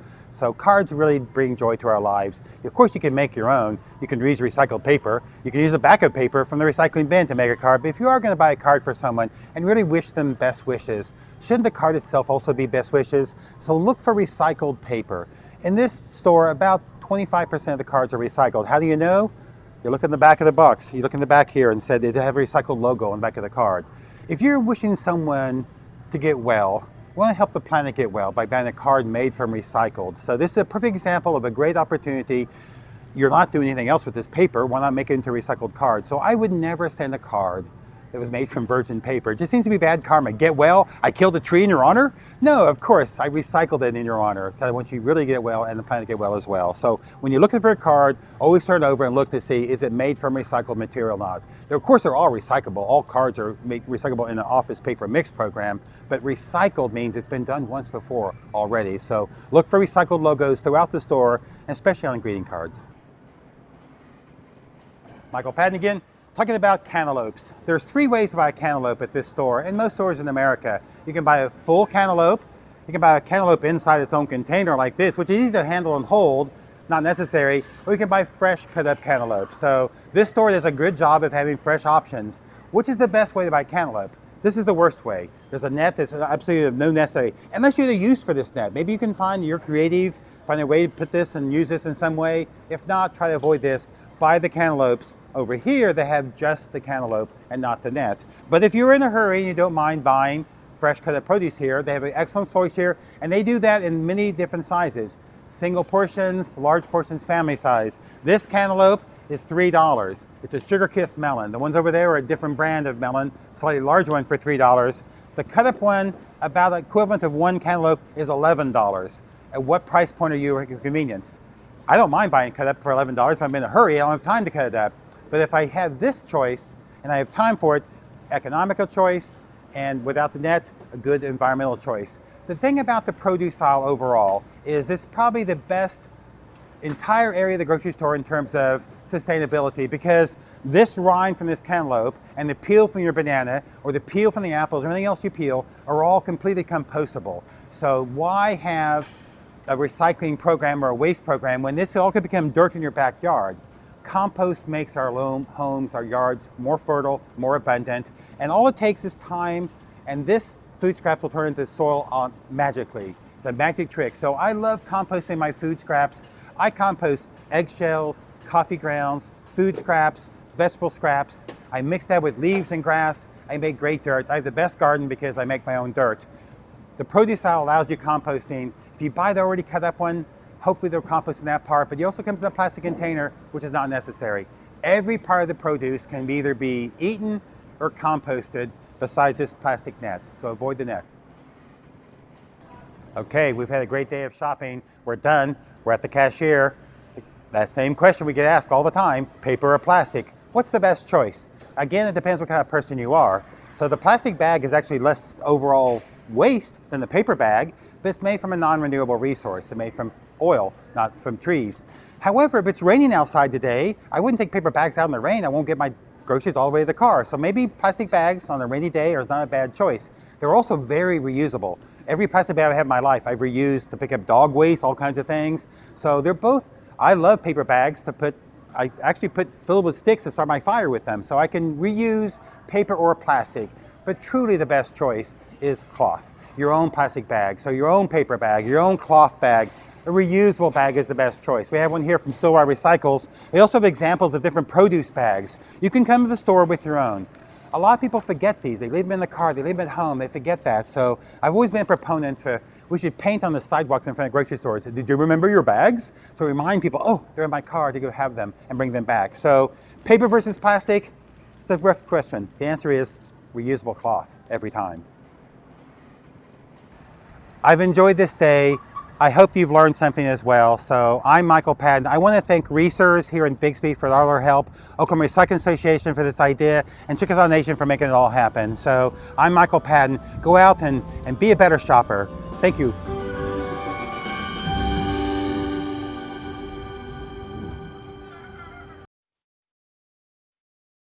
Okay, if anybody has any questions for Michael, or if you want to pass on some compliments, just open up your mic and let them come. I got to tell you, Michael, that was fantastic, this Megan, and I enjoyed every bit of that. You had a lot of quotable quotes, and I just, it was wonderful. Thank you. Thank you. Thanks. It was fun. I talked too fast. I had a lot to cover. Does anybody have some questions for Michael? Or, if you look in the chat section, you'll see a lot of accolades. A lot of folks really enjoyed it.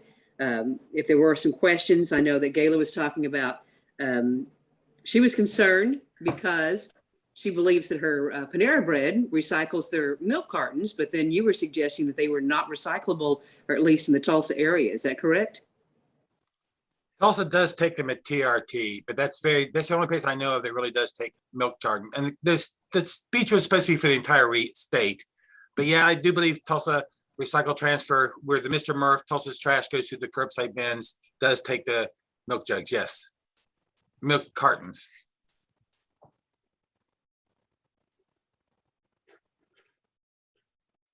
Well, Michael, everyone loved it, and I think they're going to quote you. So if your ears are burning for the next month, just be ready. Thank you so much. Thank you all. All right, then. I'm back for the moment.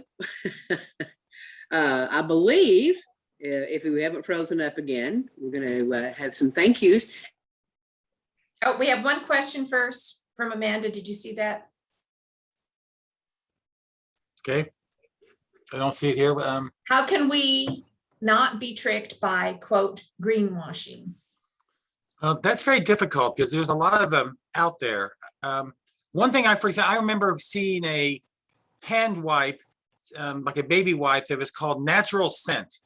And what is natural scent? I mean, a skunk is natural scent. So what is that? So just pay attention, read what it says and think, do I really want this or not? Is this what they're really saying to me? Because they will make all kinds of claims. It is difficult. Do your own research.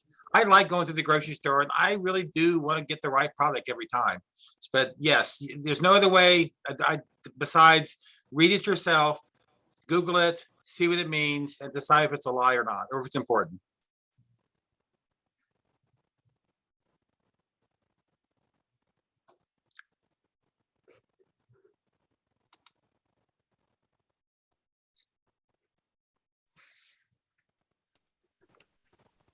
I absolutely love all of the times I listen to you speak, Michael. You really, there aren't any questions because you always cover the whole topic. I went really fast.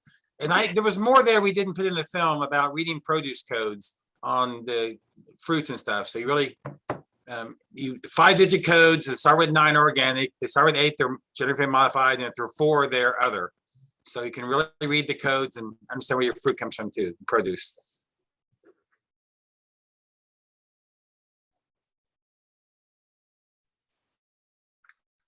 Thank you all.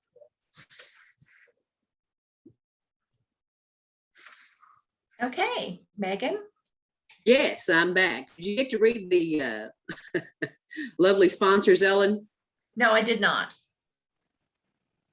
We want to say thank you, and please don't disappear. We have a special drawing still to come, but you have to be present to win.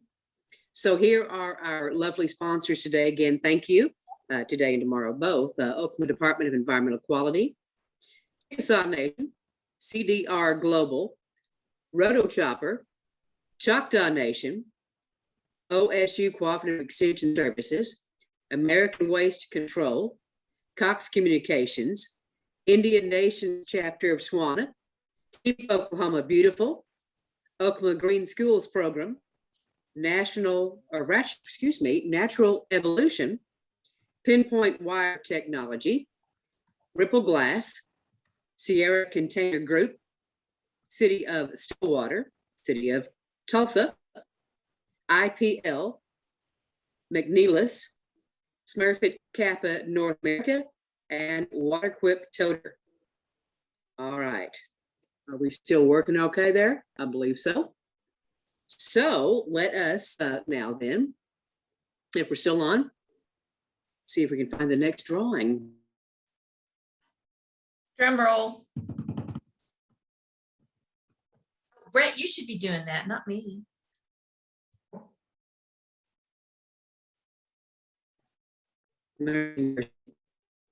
All right, Ellen, are we with you still?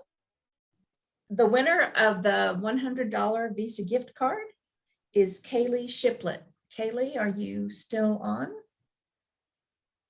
Have to be present to win. Kaylee Shiplet. Hi, I'm here. Awesome. Yay. Yay. Congratulations. Thank you. I will be using your information and sending it to you, your registration information. Perfect.